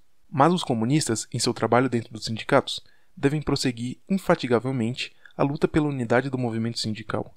A missão dos sindicatos vermelhos e da Internacional Sindical Vermelha é fazer quanto deles depender para que chegue o mais rápido possível a hora da luta conjunta de todos os sindicatos contra a ofensiva do capital e do fascismo, para que a unidade do movimento sindical se crie, apesar da tenaz resistência dos chefes reacionários da Internacional Sindical de Amsterdã. Os sindicatos vermelhos e a Internacional Sindical Vermelha devem receber de nós, para isto, toda espécie de apoio. Nos países onde existem pequenos sindicatos vermelhos, lhes recomendamos que procurem ingressar nos grandes sindicatos reformistas, exigindo liberdade para sustentar suas opiniões próprias e a readmissão dos membros expulsos. Nos países onde existem, paralelamente, grandes sindicatos vermelhos e reformistas, recomendamos que exijam a convocação de um congresso de unificação sobre a plataforma de luta contra a ofensiva do capital e a salvaguarda da democracia sindical. É preciso afirmar, do modo mais categórico, que o operário comunista, o operário revolucionário, que não pertence ao sindicato de massa do seu ofício, que não luta por converter esse sindicato reformista em uma verdadeira organização sindical de classe, que não trabalha pela unidade do movimento sindical sobre a base da luta de classe, este operário comunista, este operário revolucionário, não cumpre com seu dever proletário primordial. A Frente Única e a Juventude. Camaradas, salientei o papel que desempenha para a vitória do fascismo a incorporação da juventude às organizações fascistas. Ao falar da juventude, é necessário confessar francamente: temos desdenhado nossa missão de arrastar as massas da juventude trabalhadora à luta contra a ofensiva do capital, contra o fascismo e a ameaça de guerra. Temos desdenhado esta missão numa série de países. Não apreciamos devidamente a enorme importância que tem a juventude para a luta contra o fascismo. Não tivemos sempre no pensamento os interesses particulares, econômicos, políticos e culturais da juventude. Menos ainda dedicamos atenção ao problema da educação revolucionária da juventude. Tudo isto o fascismo explorou muito habilmente em alguns países, particularmente na Alemanha, para atrair grandes setores da juventude contra o proletariado. É preciso não esquecer que o fascismo não colhe em suas redes a juventude somente com o romantismo militarista. A uns dá comida e roupas envolvendo-os em seus destacamentos, a outros dá trabalho. Funda até estabelecimentos chamados culturais para a juventude e, deste modo, se esforça por inspirar-lhe a crença de que o fascismo quer e pode realmente dar à massa da juventude trabalhadora alimento e roupa, instruí-la e assegurar-lhe trabalho. Nossas juventudes comunistas continuam sendo, numa série de países capitalistas, organizações predominantemente sectárias, desligadas das massas. Sua debilidade principal reside em que se esforçam ainda em copiar as formas e métodos de trabalho dos partidos comunistas, e esquecem que as juventudes comunistas não são o Partido Comunista da Juventude. Não percebem que são uma organização com tarefas especiais. Seus métodos e formas de trabalho, de educação, de luta, hão de adaptar-se ao nível concreto e às exigências da juventude. Nossos camaradas juvenis deram exemplos inovidáveis de heroísmo na luta contra as violências fascistas e a reação burguesa, mas carecem ainda de capacidade para arrancar concreta e perseverantemente as massas da juventude da influência inimiga. Isto se revela na resistência, não vencida até hoje, contra a necessidade de trabalhar dentro das organizações fascistas e no modo, não sempre ajustado, de abordar a juventude socialista e outras juventudes não comunistas. De tudo isso cabe também grande responsabilidade, naturalmente, aos partidos comunistas, que devem dirigir e apoiar a juventude comunista em seu trabalho, pois o problema da juventude não é somente um problema das juventudes comunistas, é um problema do movimento comunista em sua totalidade. No campo da luta pela juventude, os partidos comunistas e as organizações juvenis devem dar uma viragem verdadeira e resoluta. A missão principal do movimento juvenil comunista nos países capitalistas consiste em marchar valentemente pela senda da organização e da unificação da jovem geração trabalhadora, que exercem enorme influência sobre o movimento juvenil revolucionário até os mais incipientes passos dados nessa direção. Temos a prova nos exemplos recentes da França e dos Estados Unidos. Bastou que se empreendesse nesses países a realização da Frente Única para que imediatamente se conseguissem êxitos consideráveis. Também é digna de atenção, no campo da Frente Única internacional, a eficaz iniciativa do Comitê contra a Guerra e o Fascismo de Paris, de chegar a uma colaboração internacional com todas as organizações juvenis não fascistas. Estes passos, que foram dados com êxito nos últimos anos no movimento de Frente Única da Juventude, mostram também que as formas padrões não têm que ser forçosamente as mesmas que se dão na prática dos partidos comunistas. As juventudes comunistas devem esforçar-se por todos os meios em unificar as forças de todas as organizações não fascistas de massa da juventude, até chegar à formação de diferentes organizações conjuntas para a luta contra o fascismo, contra a inaudita privação de direitos e a militarização da juventude, pelos direitos econômicos e culturais das jovens gerações, por ganhar para a frente antifascista essa juventude, onde quer que se encontre, nas empresas, nos campos de trabalho forçados, nas bolsas de trabalho, nos quartéis, na marinha, nas escolas ou nas diferentes organizações esportivas, culturais e de outro gênero.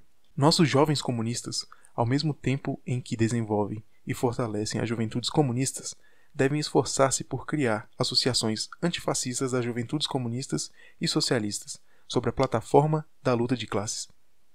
A Frente Única e a Mulher. Não menor que a referente à juventude é, camaradas, a insuficiente compreensão que se manifesta a respeito do trabalho entre as mulheres trabalhadoras, as operárias, as desempregadas, as camponesas e as mulheres do lar. Se o fascismo despoja de tudo a juventude, por outro lado, escraviza a mulher de um modo especialmente implacável e cínico, jogando com os sentimentos profundamente arraigados da mãe, da dona de casa, da operária sem apoio, incertas do amanhã. O fascismo, que se apresenta com o papel de filantropo, atira às famílias uma esmola miserável e tenta com isso afogar os sentimentos amargos provocados especialmente entre as mulheres trabalhadoras, pela indizível escravização a que a submete. Expulsa as operárias da produção, envia ao campo, pela força, as jovens necessitadas e as condena a converter-se em criadas gratuitas dos camponeses ricos e dos latifundiários.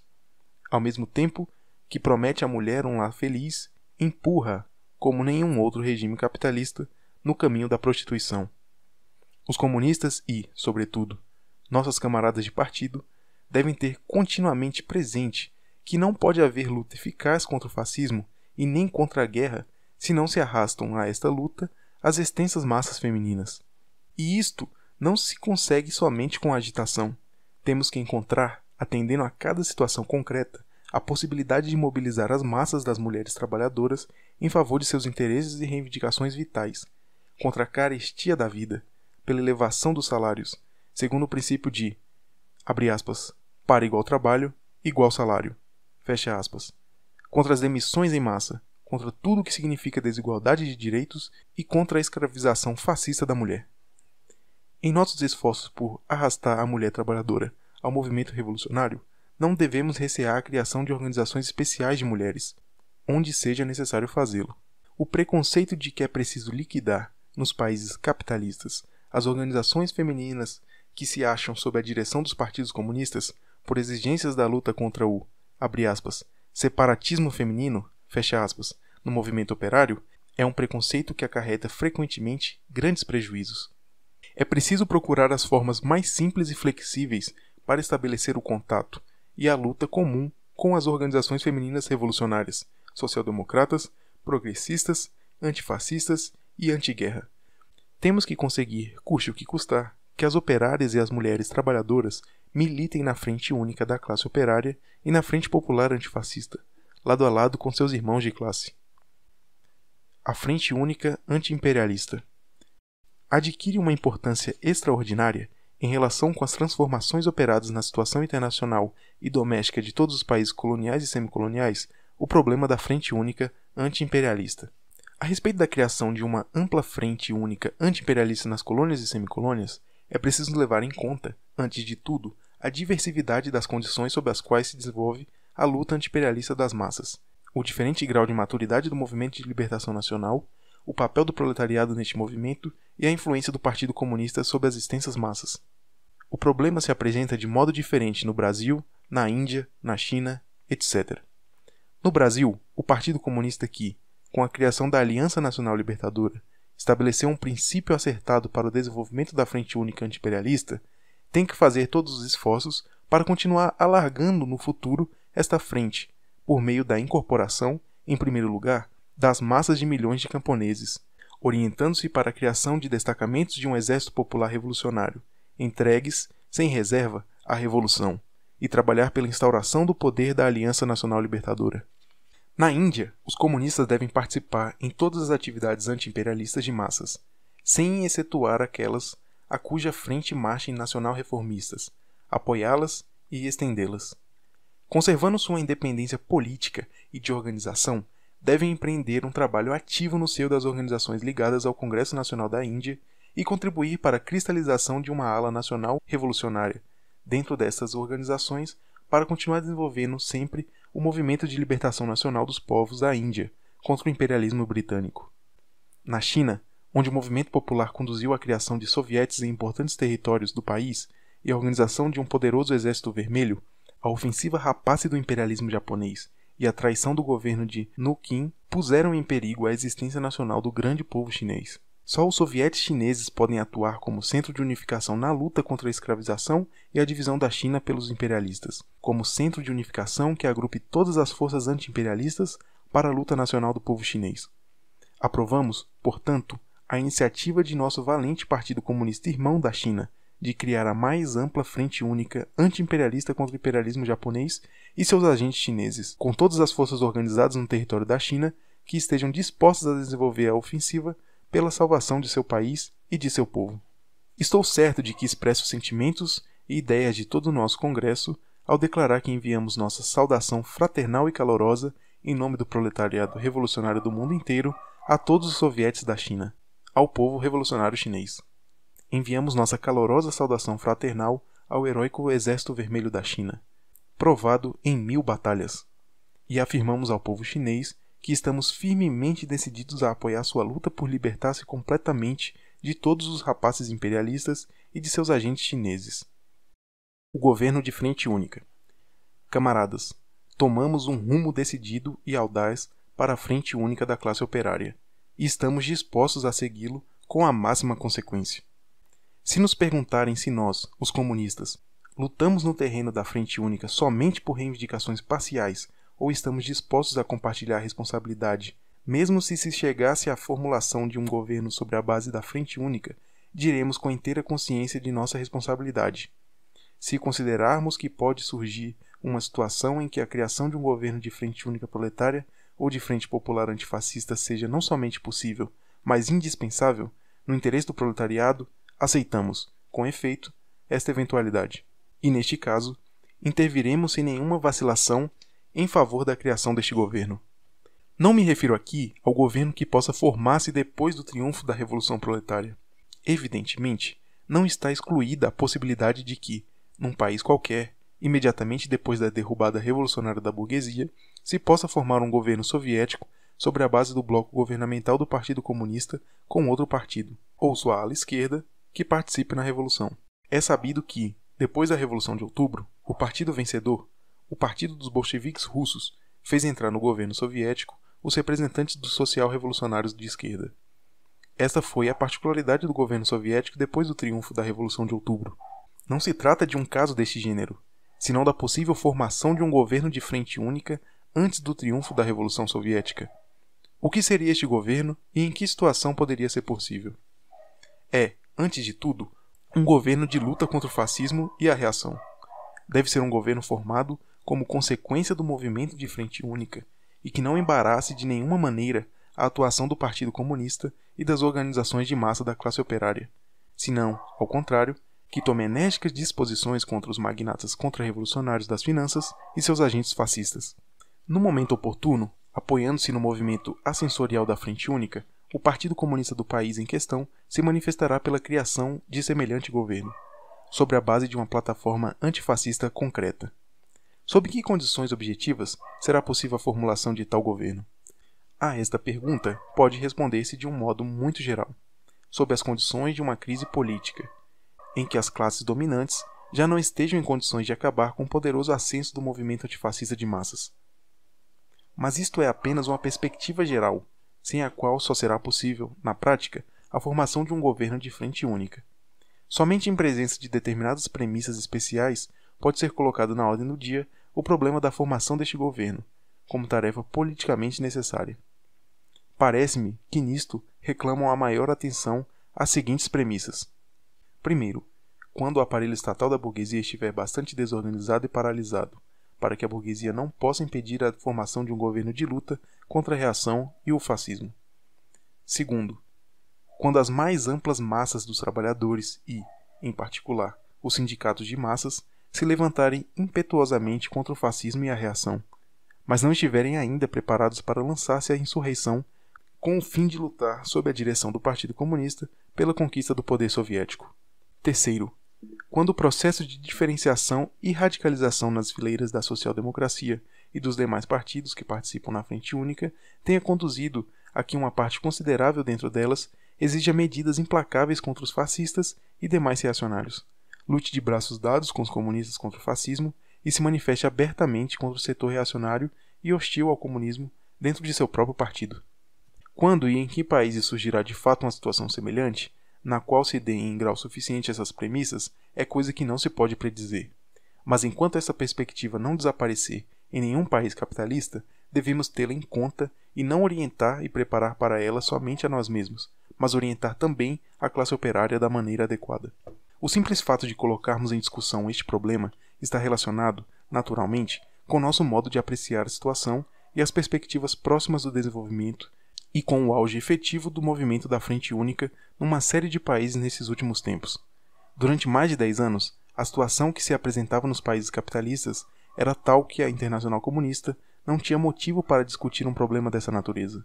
Recordareis, camaradas, que em nosso 4º Congresso, celebrado em 1922, e ainda no 5º Congresso, em 1924, se discutiu o problema da palavra de ordem do governo operário ou operário e camponês. Aqui, originariamente, se tratava, em substância, de um problema quase análogo ao que se nos apresenta. Os debates que em torno dessa questão se promoveram naquela época na Internacional Comunista e, especialmente, os erros políticos que se cometeram aqui, têm ainda hoje sua importância para aguçar nossa atenção vigilante ante o perigo de desviar-se para a direita ou para a, abre aspas, esquerda, fecha aspas, da linha bolchevique nessa questão. Por isso, quero salientar, em poucas palavras, alguns destes erros, com o fim de tirar deles os ensinamentos necessários à política atual de nossos partidos. A primeira série de erros obedeceu, precisamente, a que o problema do governo operário não se ligou clara e firmemente com a presença de uma crise política. Graças a isto, os oportunistas de direita puderam interpretar a coisa no sentido de que era preciso desejar a formulação de um governo operário apoiado pelo Partido Comunista em qualquer situação. Por assim dizê-lo, abre aspas, normal, fecha aspas. Ao contrário, os ultra-esquerdistas só admitiam um governo operário que se formasse única e exclusivamente mediante a insurreição armada, depois da derrocada da burguesia. Ambas as coisas eram falsas e, por isso, agora, para evitar a repetição de semelhantes erros, mostramos com tanto cuidado a necessidade de levar em conta exatamente as condições concretas e particulares da crise política e do auge do movimento de massas, sob as quais pode apresentar-se, como possível e politicamente necessária, a formação de um governo de frente única. A segunda série de erros obedeceu ao fato de que o problema do governo operário não se ligou com o desenvolvimento do movimento combativo de massas da Frente Única Proletária. Isto deu aos oportunistas de direita a possibilidade de falsear o problema e reduzi-lo a táticas sem princípios de formação de um bloco com os partidos social-democratas, à base de combinações puramente parlamentares. Os ultras-esquerdistas, ao contrário, gritavam, abre aspas, nada de coalizões com a social-democracia contra-revolucionária, fecha aspas, considerando como contra-revolucionários, no fundo, todos os social-democratas. Ambas as coisas eram falsas, e salientamos, agora, de uma parte, que não queremos de modo algum abre aspas, governo operário, fecha aspas, que seja, simplesmente, um governo social-democrata ampliado. Preferimos, até, renunciar ao nome de, abre aspas, governo operário, fecha aspas, e falar de um governo de frente única, que, por seu caráter político, é algo completamente distinto, fundamentalmente distinto, de todos os governos social-democratas que costumam chamar-se, abre aspas, governos operários, fecha aspas. Enquanto que os governos social-democratas representam um instrumento da colaboração de classes com a burguesia no interesse da conservação do sistema capitalista, o governo de frente única é um órgão de colaboração da vanguarda revolucionária do proletariado com outros partidos de luta contra o fascismo e a reação. É evidente que se trata de duas coisas radicalmente diferentes. Por outra parte, frisamos que é necessário ver a diferença existente entre os diversos campos da social-democracia. Como já salientamos, existe na social-democracia um campo dos social-democratas de esquerda, sem aspas, dos operários que se convertem em revolucionários. A diferença decisiva entre os dois campos consiste, praticamente, em sua atitude ante a frente única da classe operária. Os social-democratas reacionários são contrários à frente única, caluniam o movimento de frente única, o sabotam e decompõem, pois a frente única faz fracassar sua política de conciliação com a burguesia. Os social-democratas de esquerda são partidários da frente única. Defendem, desenvolvem e fortalecem o movimento de frente única, visto que é um movimento de luta contra o fascismo e a reação. E será sempre a força motriz que impelirá o governo de frente única a lutar contra a burguesia reacionária. Quanto maior for a força que desencadeie este movimento de massas, tanto maior será a força que levará o governo à luta contra os reacionários. E quanto melhor organizado de baixo estiver o movimento de massas, e melhor for a rede dos órgãos de classe da frente única, situados à margem dos partidos nas empresas, entre os desempregados, nos bairros operários, entre a gente modesta da cidade e do campo, tanto maiores serão as garantias contra uma possível degeneração da política do governo de frente única. A terceira série de conceitos errôneos que se manifestaram nos antigos debates se referia justamente à política prática de um, abre aspas, governo operário, fecha aspas. Os oportunistas de direita opinavam que o, abre aspas, governo operário, fecha aspas, devia manter-se dentro do, abre aspas, limite da democracia burguesa, fecha aspas, e, por conseguinte, não podia dar nenhum passo que saísse deste marco. Por outro lado, os ultra-esquerdistas renunciavam de fato a toda tentativa de formação de um governo de frente única. Em 1923, se pode ver na Saxônia e na Turingia um quadro eloquente da prática oportunista direitista de um, abre aspas, governo operário, fecha aspas. A entrada dos comunistas no governo da Saxônia, com os social-democratas de esquerda, grupo Zeigner, não era, por si, um erro. Pelo contrário, este passo estava completamente justificado pela situação revolucionária da Alemanha. Mas os comunistas, ao participarem do governo, tinham que se aproveitar de suas posições, antes de tudo, para armar o proletariado, e não o fizeram. Nem sequer confiscaram uma só das casas dos ricos, apesar da escassez de casas operárias ser tão grande que muitos operários com mulher e filhos não tinham onde abrigar-se. Não fizeram nada para organizar o movimento revolucionário de massas dos operários. Procederam em tudo como os habituais ministros parlamentares dentro do, abre aspas, limite da democracia burguesa, fecha aspas. Como é sabido, foi este o resultado da política oportunista de Brandler e seus sequazes. O resumo de tudo foi uma bancarrota total, que ainda hoje nos vemos obrigados a referir-nos ao governo saxão como exemplo clássico de como não devem agir os revolucionários no governo. Camaradas, exigimos de todo o governo de frente única uma política completamente diversa. Exigimos que ele realize determinadas reivindicações revolucionárias consoantes com a situação, como, por exemplo, o controle da produção, o controle sobre os bancos, a dissolução da polícia, sua substituição por uma milícia operária armada e etc. Há 15 anos, Lenin nos convidava a que concentrássemos toda a atenção, abre aspas, em procurar formas de transição ou de aproximação para a revolução proletária, fecha aspas. Poderá acontecer que esse governo de frente única seja, numa série de países, uma das formas transitórias mais importantes. Os doutrinaristas, abre aspas, de esquerda, fecha aspas, passaram sempre de longe em relação a essa indicação de Lenin, falando somente da, abre aspas, meta, fecha aspas, como propagandistas limitados, sem preocupar-se jamais com as, abre aspas, formas de transição, fecha aspas. E os oportunistas de direita tentaram estabelecer uma, abre aspas, fase democrática intermediária especial, fecha aspas, entre a ditadura burguesa e a ditadura do proletariado, para sugerir à classe operária a ilusão de um pacífico passeio parlamentar de uma ditadura a outra.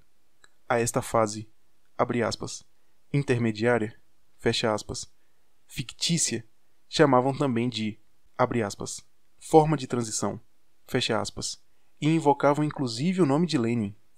Mas não foi difícil descobrir a fraude, pois Lenin falava de uma forma de transição e de aproximação da, abre aspas, revolução proletária, fecha aspas, isto é, a destruição da ditadura burguesa, e não de uma forma transitória qualquer entre a ditadura burguesa e a proletária. Por que atribuía a Lenin significação tão extraordinária à forma que revestisse a passagem à revolução proletária? Porque tinha presente, abre aspas, a lei fundamental de todas as grandes revoluções, fecha aspas, a lei de que a propaganda e a agitação por si sós não podem suprimir nas massas sua própria experiência política, quando se trata de atrair as massas verdadeiramente extensas dos trabalhadores para o lado da vanguarda revolucionária, sem o que é impossível a luta vitoriosa pelo poder. O erro habitual de tipo esquerdista é a crença de que, com o aparecimento de uma crise política ou revolucionária, basta que a direção comunista lance a palavra de ordem da insurreição revolucionária para que as grandes massas a acompanhem. Não, até em presença de tais crises, as massas estão muito longe do preparo para isso. Vimo-lo no exemplo da Espanha. Para ajudar as massas de milhões a aprender o mais rapidamente possível, à base de sua própria experiência, o que tem de fazer, onde podem encontrar a saída decisiva e compreender que o partido merece sua confiança, para isto não são necessárias, entre outras coisas, as palavras de ordem transitórias e formas especiais de transição ou de aproximação da revolução proletária. Sem isto, as amplas massas do povo, que são presas das ilusões e tradições democráticas pequeno-burguesas, poderão, até diante de uma situação revolucionária, vacilar, perder tempo, vagar sem encontrar o caminho da revolução e cair sob os golpes dos verdugos fascistas. Por isso, salientamos a possibilidade de formar, sob as condições da crise política, um governo de frente única antifascista. Na medida em que este governo desenvolver uma luta real e verdadeira contra os inimigos do povo e conceder liberdade de ação à classe operária e ao Partido Comunista, nós, os comunistas, o apoiaremos por todos os meios e lutaremos na primeira linha de fogo como soldados da revolução. Mas dizemos francamente às massas, esse governo não trará a salvação definitiva. Esse governo não estará em condições de destruir a dominação da classe dos exploradores. E por essa razão, não poderá eliminar definitivamente o perigo da contra-revolução fascista. Por conseguinte, é preciso preparar-se para a revolução socialista. Só exclusivamente o poder soviético trará a salvação. Se analisarmos o desenvolvimento atual da situação internacional, veremos que a crise política vai amadurecendo numa série completa de países. Isto condiciona a grande importância e atualidade de uma decisão firme de nosso Congresso sobre o problema do governo de frente única. Se nossos partidos souberem aproveitar para a preparação revolucionária das massas, de um modo bolchevique, a possibilidade de formar um governo de frente única e a luta em torno da formação e permanência no poder deste governo, essa será a melhor justificação de nosso rumo para a criação de um governo de frente única. A luta ideológica contra o fascismo. Um dos aspectos mais fracos da luta antifascista de nossos partidos consiste em que não reagem suficientemente nem em seu devido tempo contra a demagogia do fascismo, e ainda hoje continuam tratando levianamente os problemas da luta contra a ideologia fascista. Muitos camaradas não acreditavam em absoluto que uma variedade tão reacionária da ideologia burguesa como a ideologia do fascismo, que em seu absurdo chega com muita frequência até o desvario, fosse capaz de conquistar influência sobre as massas. Foi um grande erro. A avançadíssima putrefação do capitalismo penetra até a própria medula de sua ideologia e de sua cultura, e a situação desesperada das extensas massas do povo predispõe certos setores ao contágio dos detritos ideológicos deste processo de putrefação. Não devemos menosprezar, de modo algum, esta força do contágio ideológico do fascismo.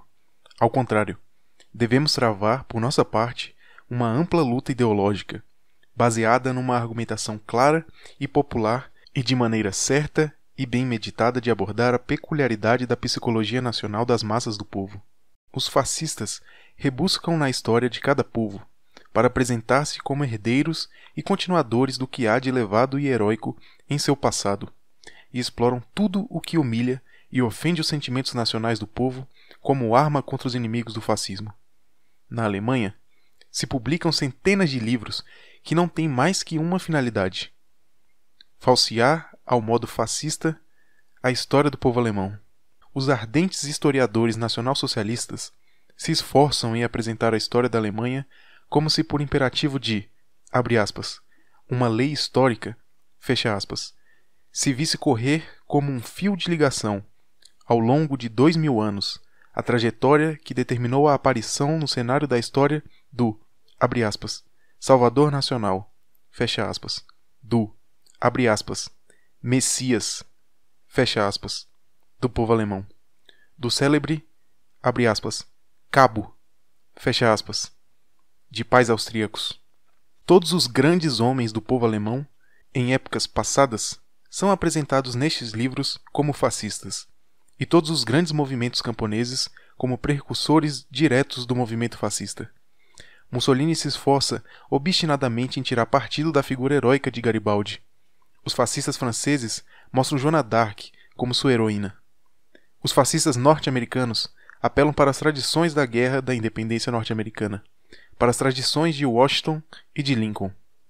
Os fascistas búlgaros exploram o movimento de libertação nacional da década de 70 do século passado e os heróis populares deste movimento, figuras tão queridas como Vasil Levski, Stejan Karadash e etc. Os comunistas que julgam que tudo isso não tem nada a ver com a causa da classe operária e nada fazem, a mínima coisa, para esclarecer diante das massas trabalhadoras, com toda a fidelidade histórica e com um verdadeiro sentido marxista-leninista, o passado de seu próprio povo, para entrosar a luta atual com as tradições revolucionárias de seu passado, esses comunistas entregam voluntariamente aos falsificadores fascistas tudo o que há de valioso no passado histórico da nação, para que enganem as massas do povo. Não, camaradas, a nós afetam todos os problemas importantes, não só do presente e do futuro, como também os que formam parte do passado de nosso próprio povo. Pois os comunistas não praticam a política mesquinha dos interesses gremiais dos operários. Não somos os funcionários limitados das trade unions, nem os dirigentes dos grêmios medievais de artesãos e oficiais. Somos os representantes dos interesses de classe, da mais importante e maior das classes da sociedade moderna, da classe operária, que tem por missão emancipar a humanidade dos tormentos do sistema capitalista, que já abateu o jugo do capitalismo e é a classe dominante numa sexta parte do mundo. Defendemos os interesses vitais de todos os setores trabalhadores explorados, isto é, da imensa maioria do povo de todos os países capitalistas. Nós, os comunistas, somos, por princípio, inimigos irreconciliáveis do nacionalismo burguês, em todas as suas formas e variedades. Mas não somos partidários do niilismo nacional, nem podemos agir nunca como tais. A missão de educar os operários e todos os trabalhadores no espírito do internacionalismo proletário é uma das tarefas fundamentais de todos os partidos comunistas.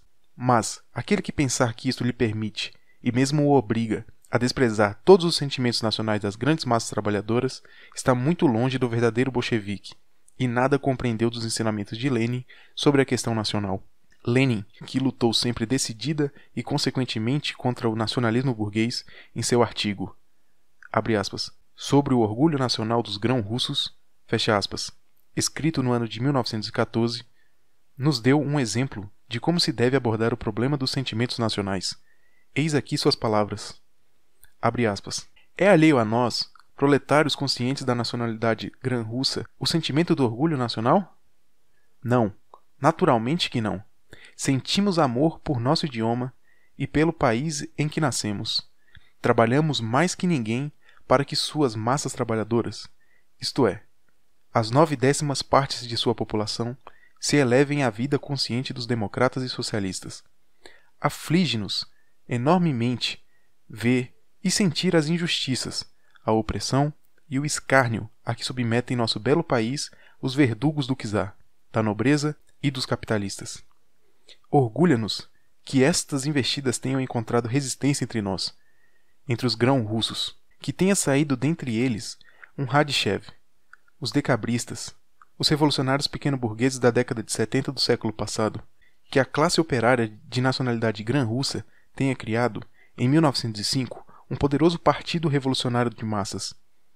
Invade-nos o sentimento de orgulho nacional ao ver que a nacionalidade grã-russa soube criar também uma classe revolucionária e demonstrou também que é capaz de dar à humanidade exemplos grandiosos de luta pela liberdade e pelo socialismo, e não só grandes pogroms, fileiras de patíbulos, calabouços de tortura, fomes terríveis e um atroz servilismo ante os padres, o czar, os latifundiários e os capitalistas.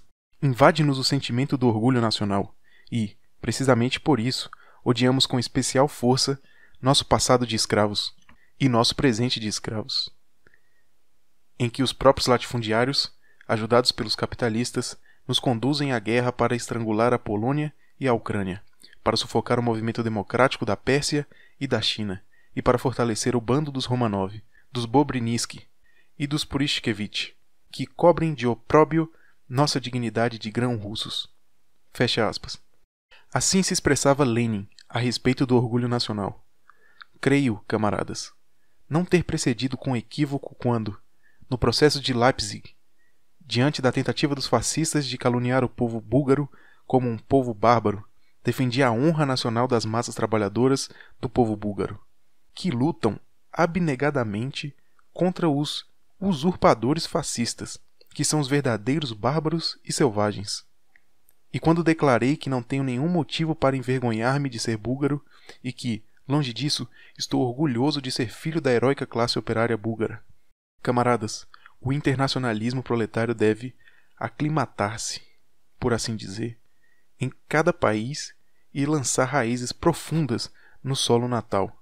As formas nacionais que revestem a luta proletária de classes, o movimento operário em cada país, não estão em contradição com o internacionalismo proletário, senão que, ao contrário, é precisamente sob estas formas que se podem defender com êxito os interesses nacionais do proletariado. É evidente que se precisa pôr em relevo, ante as massas, em toda parte e em todas as ocasiões, e demonstrar de modo concreto que a burguesia fascista, sob o pretexto de defender os interesses de toda a nação, pratica a política egoísta de opressão e exploração de seu próprio povo, e a exploração e a escravização dos demais povos. Mas não podemos limitar-nos a isso. Ao mesmo tempo, temos que pôr em evidência, através das próprias lutas da classe operária e nas intervenções do Partido Comunista, que o proletariado, ao rebelar-se contra toda a vassalagem e contra toda a opressão nacional, é o único e autêntico paladino da liberdade nacional e da independência do povo. Os interesses da luta de classes do proletariado contra os exploradores e opressores de nossa pátria não estão em choque com os interesses de um futuro livre e feliz da nação. Ao contrário, a Revolução Socialista será a salvação da nação e lhe abrirá o caminho de um novo esplendor. Por isso, porque a classe operária, ao construir hoje suas organizações de classe e firmar suas posições, ao defender contra o fascismo os direitos e liberdades democráticas, ao lutar pela destruição do capitalismo, luta, através de tudo isto, por esse futuro da nação. O proletariado revolucionário luta por salvar a cultura do povo, por redimi-la das cadeias do capital monopolista em putrefação, do fascismo bárbaro que a violenta. Só a revolução proletária pode impedir o naufrágio da cultura, elevar a cultura a um mais alto esplendor como verdadeira cultura popular, nacional por sua forma e socialismo por seu conteúdo, como se está realizando, a nossos olhos, na União das Repúblicas Socialistas Soviéticas. O internacionalismo proletário não só não está em choque com a luta dos trabalhadores de cada país pela liberdade nacional, social e cultural, mas além disso, garante, graças à solidariedade proletária internacional e à unidade de luta, o apoio necessário para triunfar nesta luta. Só em estreita aliança com o proletariado vitorioso da grande União Soviética poderá triunfar a classe operária dos países capitalistas. Só lutando de mãos dadas com o proletariado dos países imperialistas poderão os povos coloniais e as minorias oprimidas conseguir sua libertação. A aliança revolucionária da classe operária dos países imperialistas com os movimentos de libertação nacional das colônias e dos países dependentes é um elo absolutamente indispensável na senda do triunfo da revolução proletária nos países imperialistas, pois, como ensinava Marx, abre aspas, o povo que oprime outros povos jamais pode ser livre. Fecha aspas. Os comunistas que fazem parte de uma nação oprimida ou dependente não poderão lutar com êxito contra o chauvinismo no seio de sua própria nação, se, ao mesmo tempo, não puserem em evidência, na prática do movimento de massas, que lutam realmente para redimir sua nação do jugo estrangeiro. Por outro lado, os comunistas da nação opressora não poderão também fazer o que é necessário para educar as massas trabalhadoras de sua nação no espírito do internacionalismo, se não travarem uma luta decidida contra a política de opressão de sua, abre aspas, própria, fecha aspas, burguesia, pelo direito completo das nações por ela escravizadas de dirigir livremente seus destinos. Se não o fizerem, ajudarão menos ainda os trabalhadores das nações oprimidas a colocar-se acima de seus preconceitos nacionalistas. Somente atuando nesse sentido, demonstrando de um modo convincente em todo o nosso trabalho de massas que estamos tão livres do niilismo nacional como do nacionalismo burguês, somente então poderemos travar uma luta verdadeiramente eficaz contra a demagogia chauvinista do fascismo. Por isso, tem importância tão grande a aplicação certa e concreta da política nacional leninista. É uma premissa absolutamente indispensável para lutar eficazmente contra o chauvinismo, principal instrumento da influência ideológica dos fascistas sobre as massas.